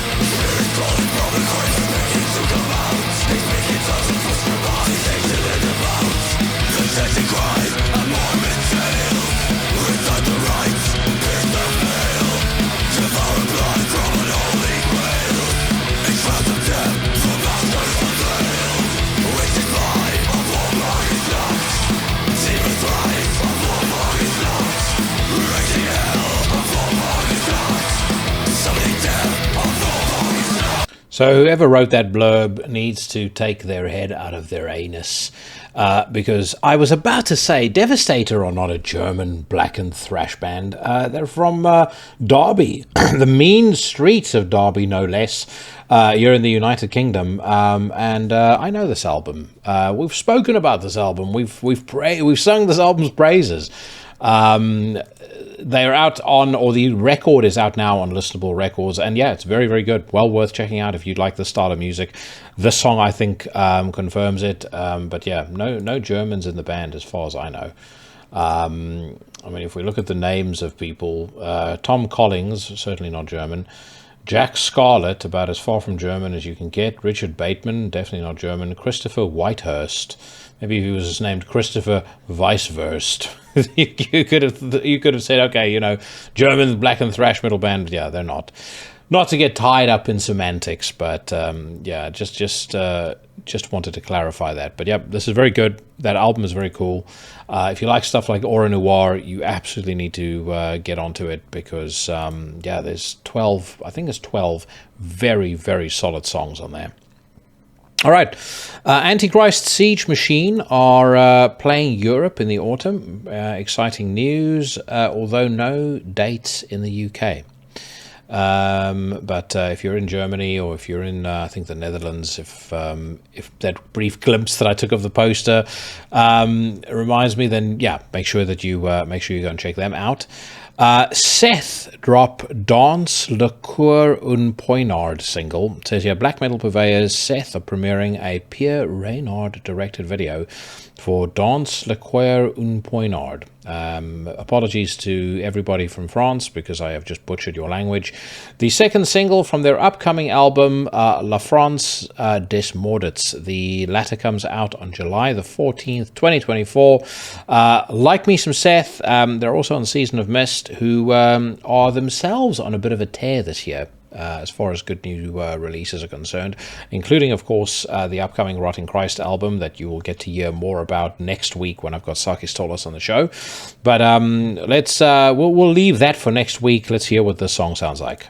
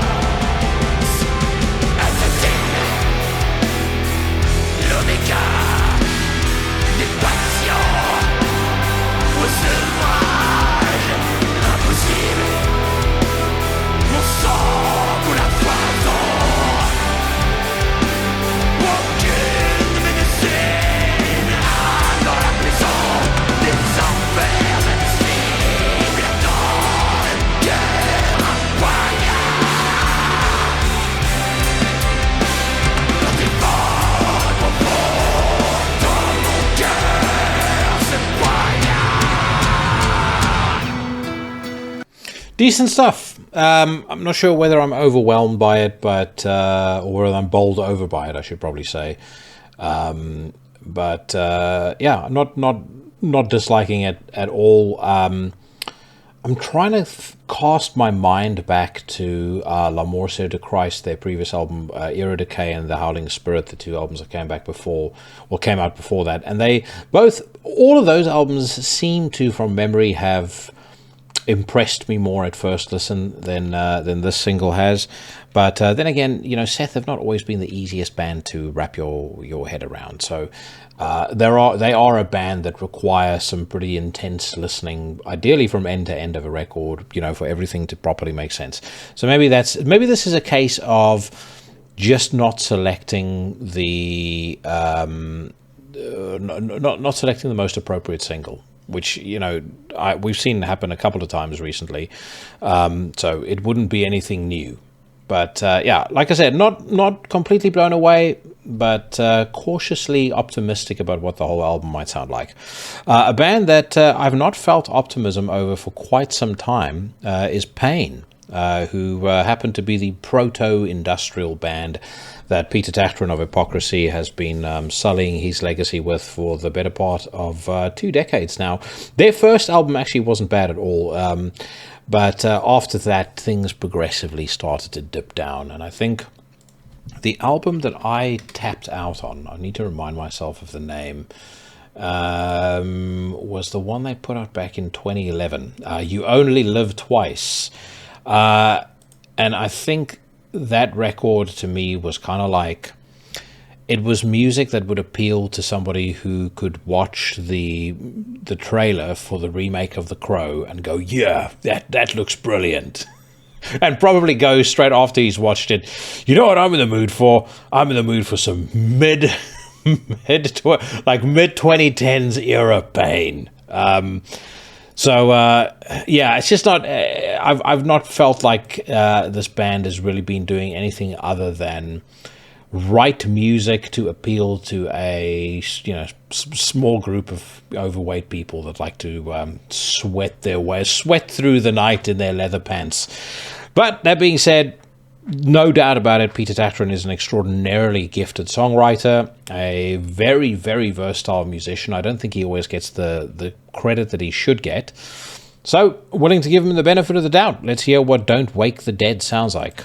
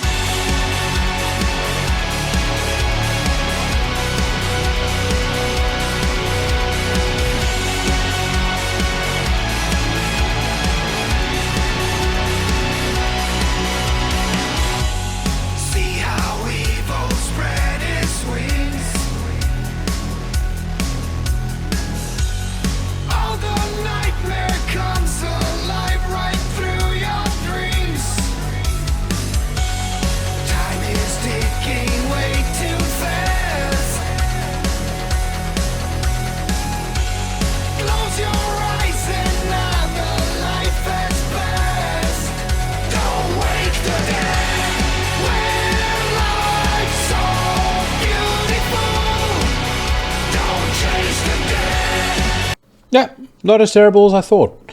I don't know whether Peter's time in Till Lindeman's company has rubbed off on him. I don't know whether he learnt a bit about songcraft, although as far as I know, he wrote most of the music on the Till solo albums that he was involved in. But whatever has changed in his life. I'd at least feel like this is a bit more interesting than the last couple of Pain albums. I mean, that one that they put out in 2016, Coming Home, was fucking shite. Cynic Paradise, I remember as well. That was, I think, 2008. Also mucky muck. This is definitely a step up from all of those. Not quite as good as the first album, but then again, I haven't listened to the first album for a good long time. That was, way back in the 90s when I was a young buck. And my frame of reference wasn't nearly as broad as what it is now. I think if you were a fan of stuff like Death Stars, then you probably are going to like this. And unsurprisingly, I've actually seen quite a few folks, particularly on metal Twitter for some reason, talk about this. So anyway, let's move on. Alcest are touring Europe this summer. Alcest are excited to reveal a newly confirmed 2-week run for the House of the Black Geminus European Tour, where they will perform in support of their upcoming House of the Black Geminus album, due out on July the 5th, while grown men and women cry into their soy milk lattes. I am definitely going to try and get Nas on the podcast, by the way, to talk about that record and just have a general catch-up. Always a popular guest when he comes on, so we'll do that at some point sooner rather than later. I know that he's going to be featured on an upcoming episode of Soul Knox as well, so keep your eyes peeled for that. He and Carl actually know each other really well, so they got a very, very good dynamic. And if I'm completely honest, they can talk to each other to a far greater degree of depth about, the esoteric and spiritual side of things than I can. I mean, that's just not something that's... I find it interesting, but, when people start talking about maybe not quite related, but when they start talking about living in parallel dimensions and all of this sort of stuff, I don't give a fuck. With the greatest of respect, I only have so much time in my life to invest in topics that interest me, and that's just one of those topics that's, it stood in the queue outside the door of several other topics trying to weasel its way into my brain. But I just think, as I said, when it comes to the darker stuff, the spiritual stuff, Nas and Carl, they've done some really, really good episodes together. If you haven't checked them out yet, I highly suggest that you do. All right, Kerry King has got a brand new music video for the track Toxic. I have not really listened to this new single yet, or not single really, the new album I should say. It came out this past Friday.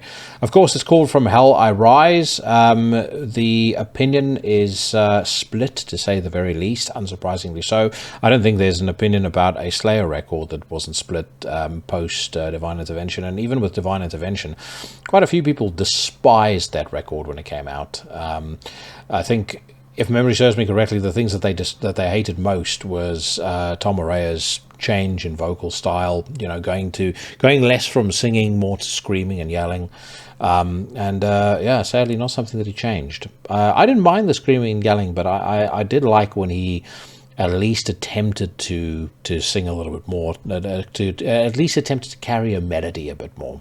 For me, his ultimate vocal performance is Seasons in the Abyss, no doubt about it. Anyway, it says here, Kerry King's debut long player From Hell I Rise is officially out. To celebrate the release, you can now check out a Jim Laveau and Tony Aguilera directed video clip for the track Toxic. Let's give it a quick listen. I'm not expecting much, but it was particularly given how I have felt about the last two singles that we've heard.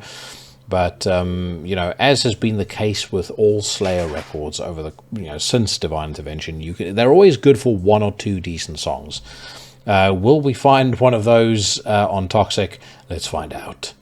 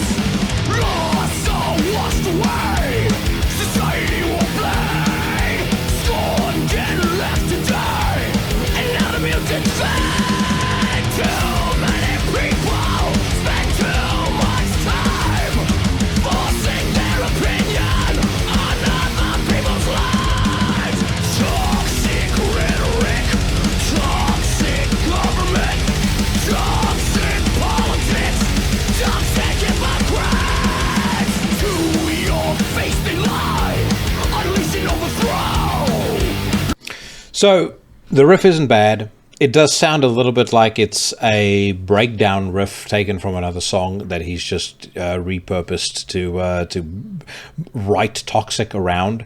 Drums are fine. And performances on a record like this, for a release of this profile is always going to be good. Mark from Death Angel sounds particularly good, I think. But the one thing I just cannot shake when I hear any of the new Kerry King stuff is it sounds like somebody put or asked AI to produce a Slayer song. That is 100% the way all three of the singles that I've heard so far sound like. Maybe it comes across differently live. I'm sure actually that it would. I know that Sheriff Mike Scandato saw them live over the weekend. He met Kerry King, and he seemed to thoroughly enjoy it. And I've seen many people that enjoy the album. I'm just not one of those people. If I want to hear the style of music, then I will go back to Divine Intervention, or even better, to Seasons in the Abyss. And I will never, ever get away from the fact that, in my opinion, Kerry should have gone against type and, done something a bit different. Maybe on his second album or his second solo album, he'll unshackle himself and his fellow bandmates creatively, because Mark Ozagada has a far broader range than I think any of this new material allows him to show off. I'm pretty sure everybody else in the band could contribute something pretty interesting as well. There's no doubt in my mind, during those 3 singles, it was written entirely in service of a Slayer record that never happened, and it's now ended up on this, because they sound like Slayer songs. There's no difference to it. And yes, I know he's the main songwriter, but you know what I mean. My true wish would have been that he puts out something that sounds like Show No Mercy, but that'll never happen. All right, Bewitcher are releasing a brand new record. It says here, on September the 27th, 2024, American trio Bewitcher will put out their 4th long player dubbed Spellshock. Give a spin to the first preview track, Starfire Maelstrom, together with an official lyric video. Of course, we had Matteo from Bewitcher on the podcast not too long ago. Great dude, like the band. So looking forward to hearing what this sounds like. Definite heavy influence of Motorhead. Maybe a little Venom, a little early Creator, certainly, any new wave of British heavy metal from, the early 80s.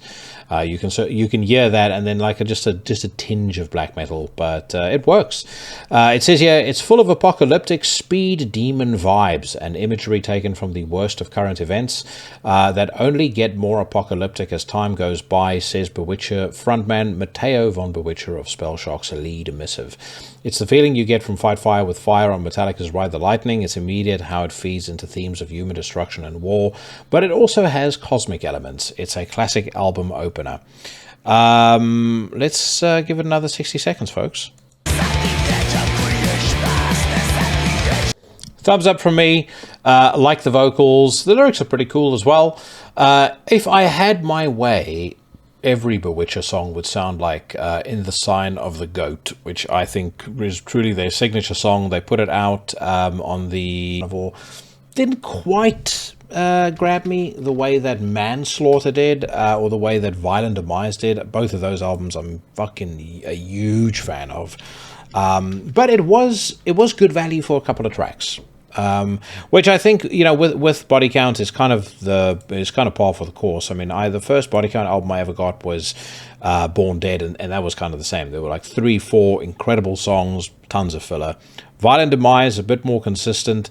Murder for Hire, which came out afterwards, I believe, total shit. And then Manslaughter had a bunch of filler in as well, but some just unbelievable songs.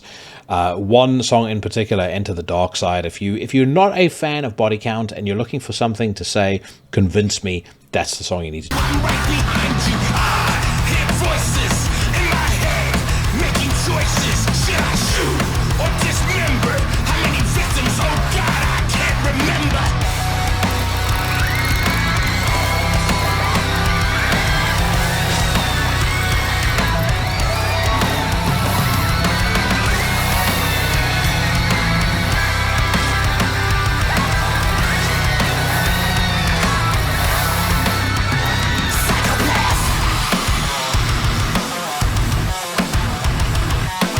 Let me tell you something, if you're a band looking for somebody to produce your lyric video, you can do a lot worse than Tamara Lenas. That's a really interesting theme that she's used there. For those not watching this on YouTube, if you actually go and watch the video, do yourself a favor and watch it actually, because it's, it's kind of like, those sorts of the detective big boards where they've got the fucking wool lines from one murder site to the next, and they stare at it intently over the course of the movie to try and crack the case. There's newspaper headline type bits in there, autopsy reports and things like that. It's just, it's a really cool aesthetic. The song itself is pretty decent too. It reminds me a little bit of Violent Demise with a bit of modern flair tossed in for good measure. Not a million miles away from the last Body Count record, but just a little bit of a throwback to their earlier material, maybe more so than just Body Count trying to sound modern and current. I'll tell you another thing, actually. When I think of wishless guests, he might not be a black metal icon in the genre sense, but I would not mind having Ice-T on the podcast. I think that would make for an incredibly interesting conversation. I've always been a fan of Ice-T in any case. Love his rap, especially the stuff from the early 90s. I've mentioned many times over the course of the last couple of months that I got into Home Invasion around about the same time as I got into black metal, for reasons of, curiosity surrounding the moral panic caused by Ice-T and Home Invasion, as well as by black metal in South Africa. But like I said, I'm digging the song so far, so let's give it another 60 seconds.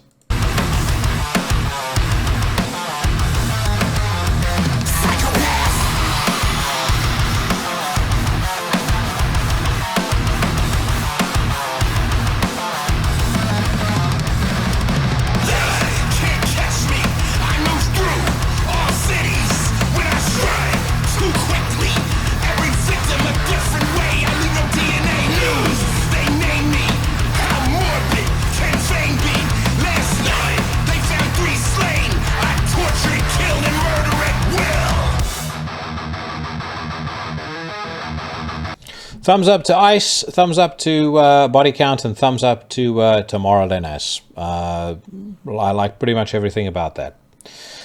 Okay, fantastic news. Cold Cell are putting out a next full-length album, and I'm not sarcastic, by the way. Cold Cell are a band that I absolutely love.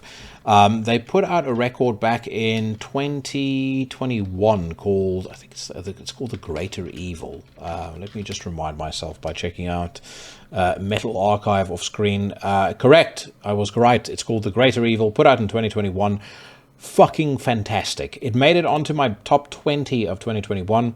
I strongly suggest you go back and check it out if you haven't done so yet. And just the other day, I was wondering when they're coming back with something new. So this is quite timely. The article reads, Black metal formation Cold Cell are pleased to disclose details and the first single in connection with their new studio album announcement. Entitled The Age of Unreason, it will see the light on July the 26th, 2024 via AOP Records.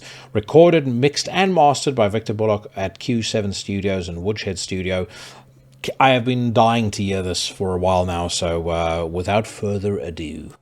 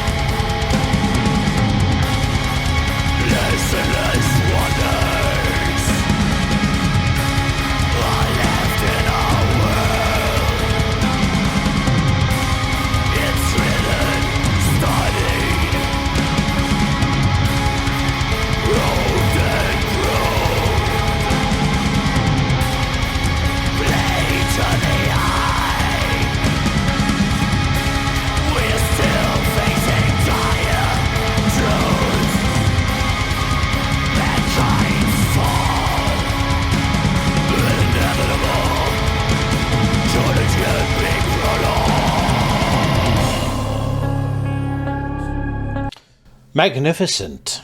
I had very high expectations. That has absolutely not let me down. That is superb, and it absolutely is deserving of the greatest accolade in all of the underground. Top notch from yours truly. I mean, let's start with what I love. I mean, there's nothing I hate about it. So let's get that out of the way. The first minute 45 seconds, they cram more into that than a lot of bands do across an entire album. There is phenomenal atmosphere here. I love the kind of dense wall of sound that they've gone for. Clever use of keyboards. Really great incorporating different instruments into it. It's got a ritualistic, almost hypnotic feel. And then when those vocals come in, there's this real urgency and this real snarl to the song. And by the way, those vocals, to me, that is a great example of how black metal vocals should be done. Rather than some of the typewriter style trash that I've spoken about on the news rant before, somebody that just sounds like they've stuck their head in a fucking tumble dryer and they're just screaming their heads off. That's how it should be done. It's impactful. There's a degree of articulation to what he's saying there. I love everything about this. This is fucking superb as far as I'm concerned.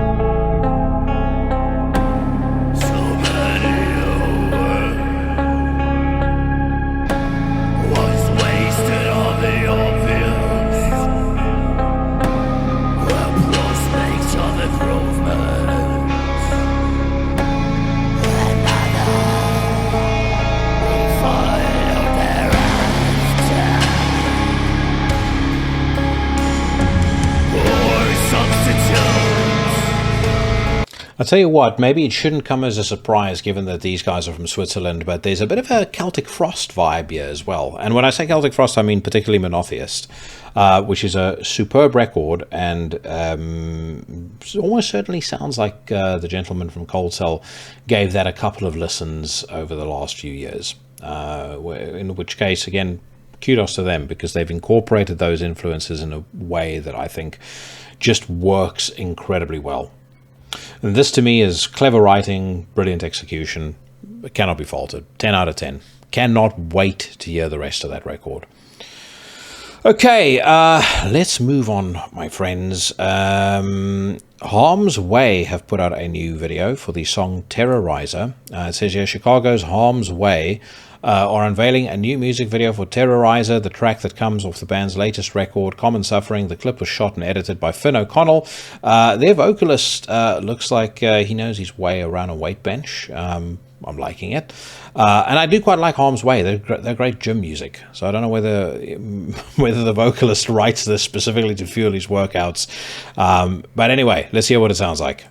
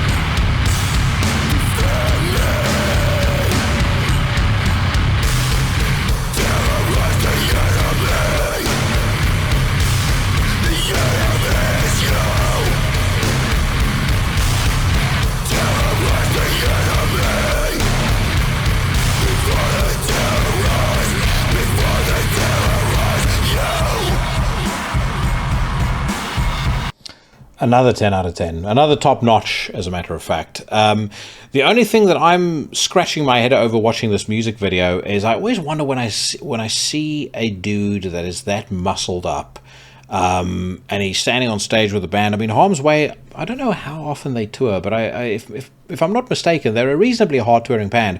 I always wonder how you stay in shape, living life out on the tour bus.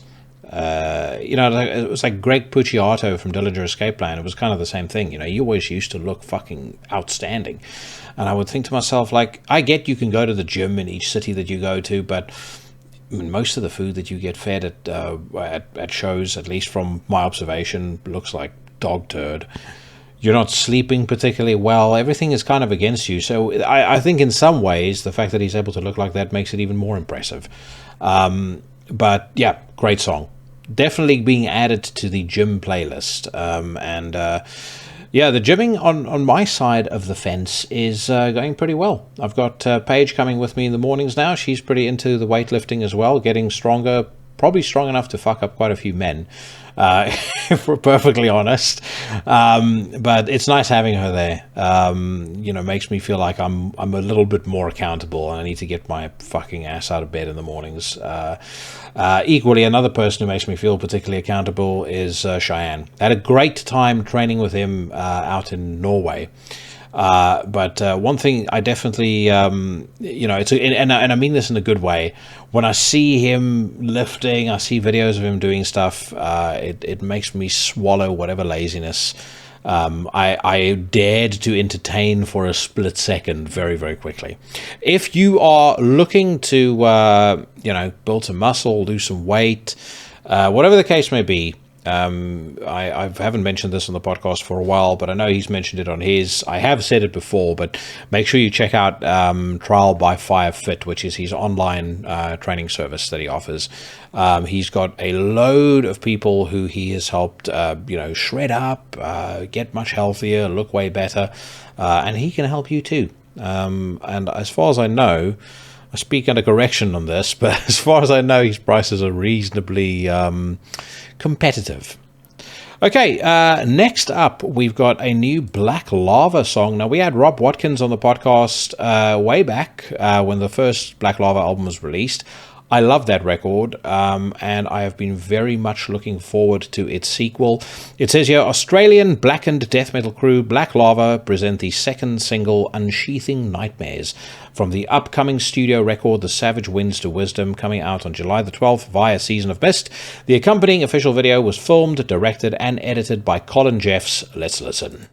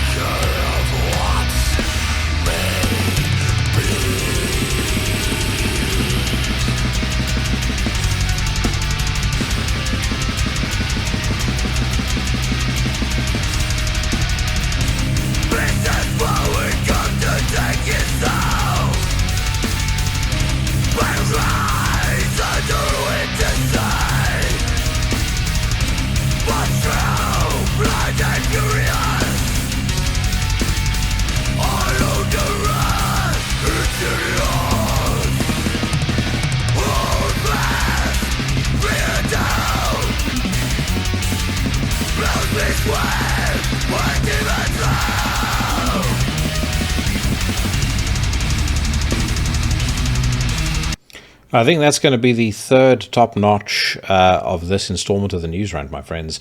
I love the fact that they have really turned the volume up on their black metal influences. I thought Soul Furnace was great. It kind of straddled this fine line between Sunlight Studios era death metal, like Left Hand Path kind of death metal and black metal, and I think it did a really, really great job of it. But I would say this errs more towards the side of black metal, and it's better off for it, in my opinion. Rob sounds like an absolute beast on the microphone. Everybody else is, bang on target. And to me, this is just another example of why the Australian black metal scene, or the Australian metal scene, period, is as fucking brilliant and as healthy as it is right now. They just seem to, these guys just seem to be able to churn out excellent music like Tomorrow Ain't Coming. Like the music video as well. Quite basic, quite old school, but nicely filmed, looks good. No old men running around in their underwear, which, instantly makes it more watchable. So this is getting a top notch, without a doubt.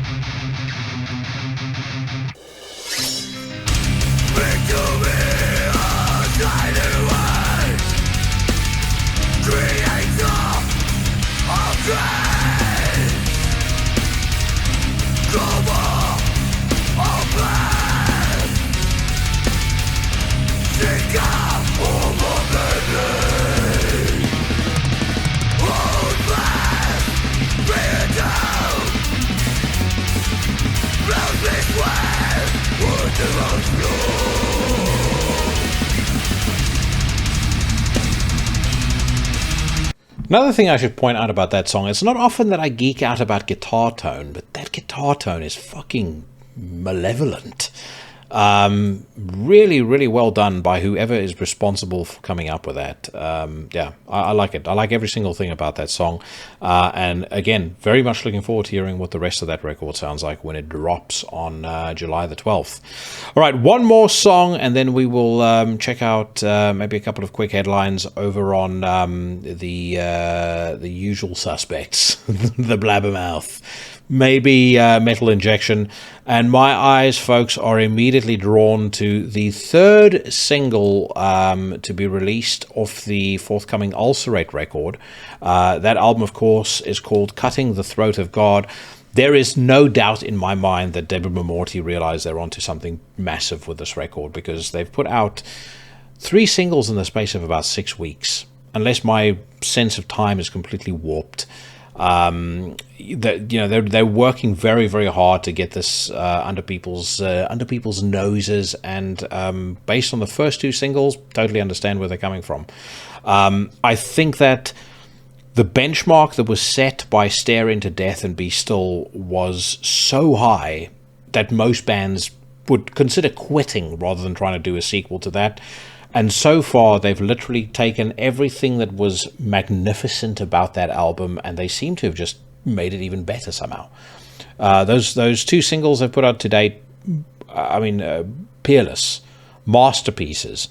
So very much looking forward to hearing what To See Death Just Once sounds like. It says here, to promote their next studio album, Cutting the Throat of God, due out on June 14th via Devastator Productions, New Zealanders Ulcerate offer in listening another new track in preview called To See Death Just Once.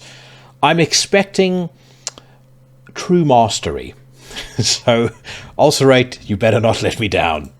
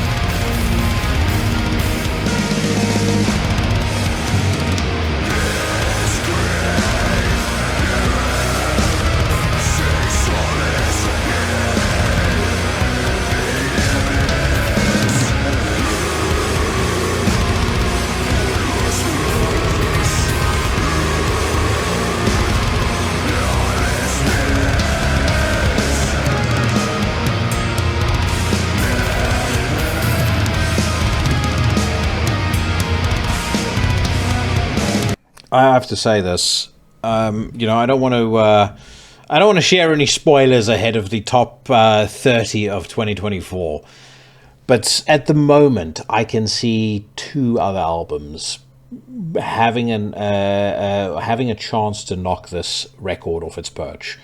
I haven't even heard the whole thing yet, and to me, this is the best thing I've heard this year.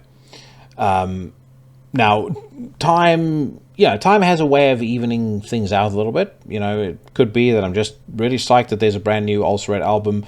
Maybe come September, October, some of the thrill is worn out, and it's not blowing me away quite as much as it is currently. In that case, the new Oculus and the new Werewolves will have a chance to vie for the number 1 spot, but motherfuckers are going to be a fierce battle, because this is on a fucking different planet. I loved Stare Into Death and Be Still, but this is a cut above even that. And I mean, I've spoken about that record so many times on this podcast. I think you all probably have some idea of how big of a statement that actually is.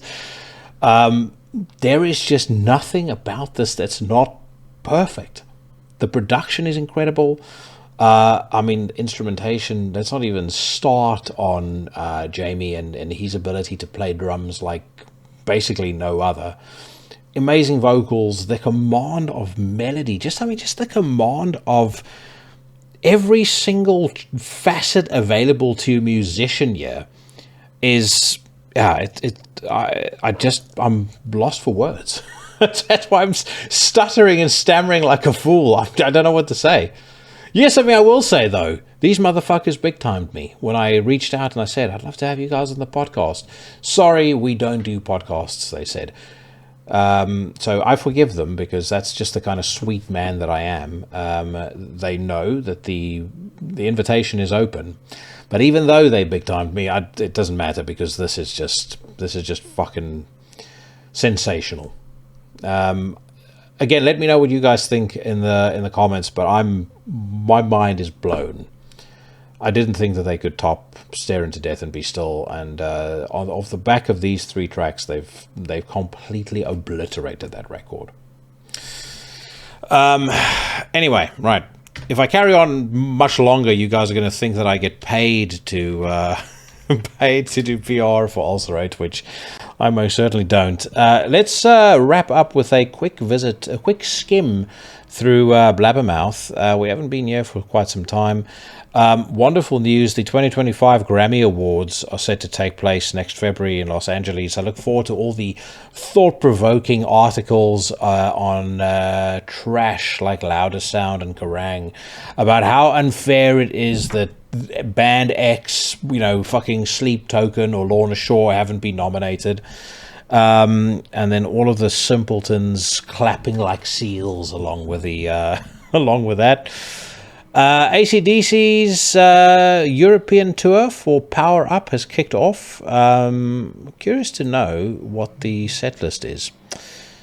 Jesus, that's quite a start. They start off with my favorite AC/DC song of all time. If you want blood, you've got it. Fucking genius.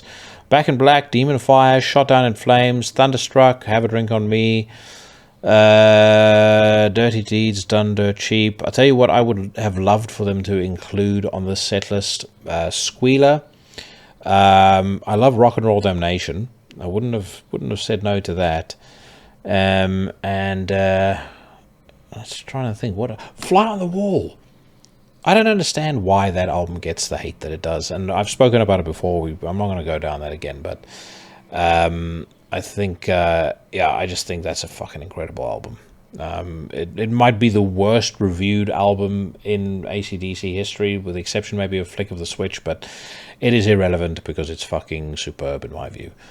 Deicide's Steve Osheim on Banished Bison AI artwork controversy. Everyone's all up in arms about the whole thing.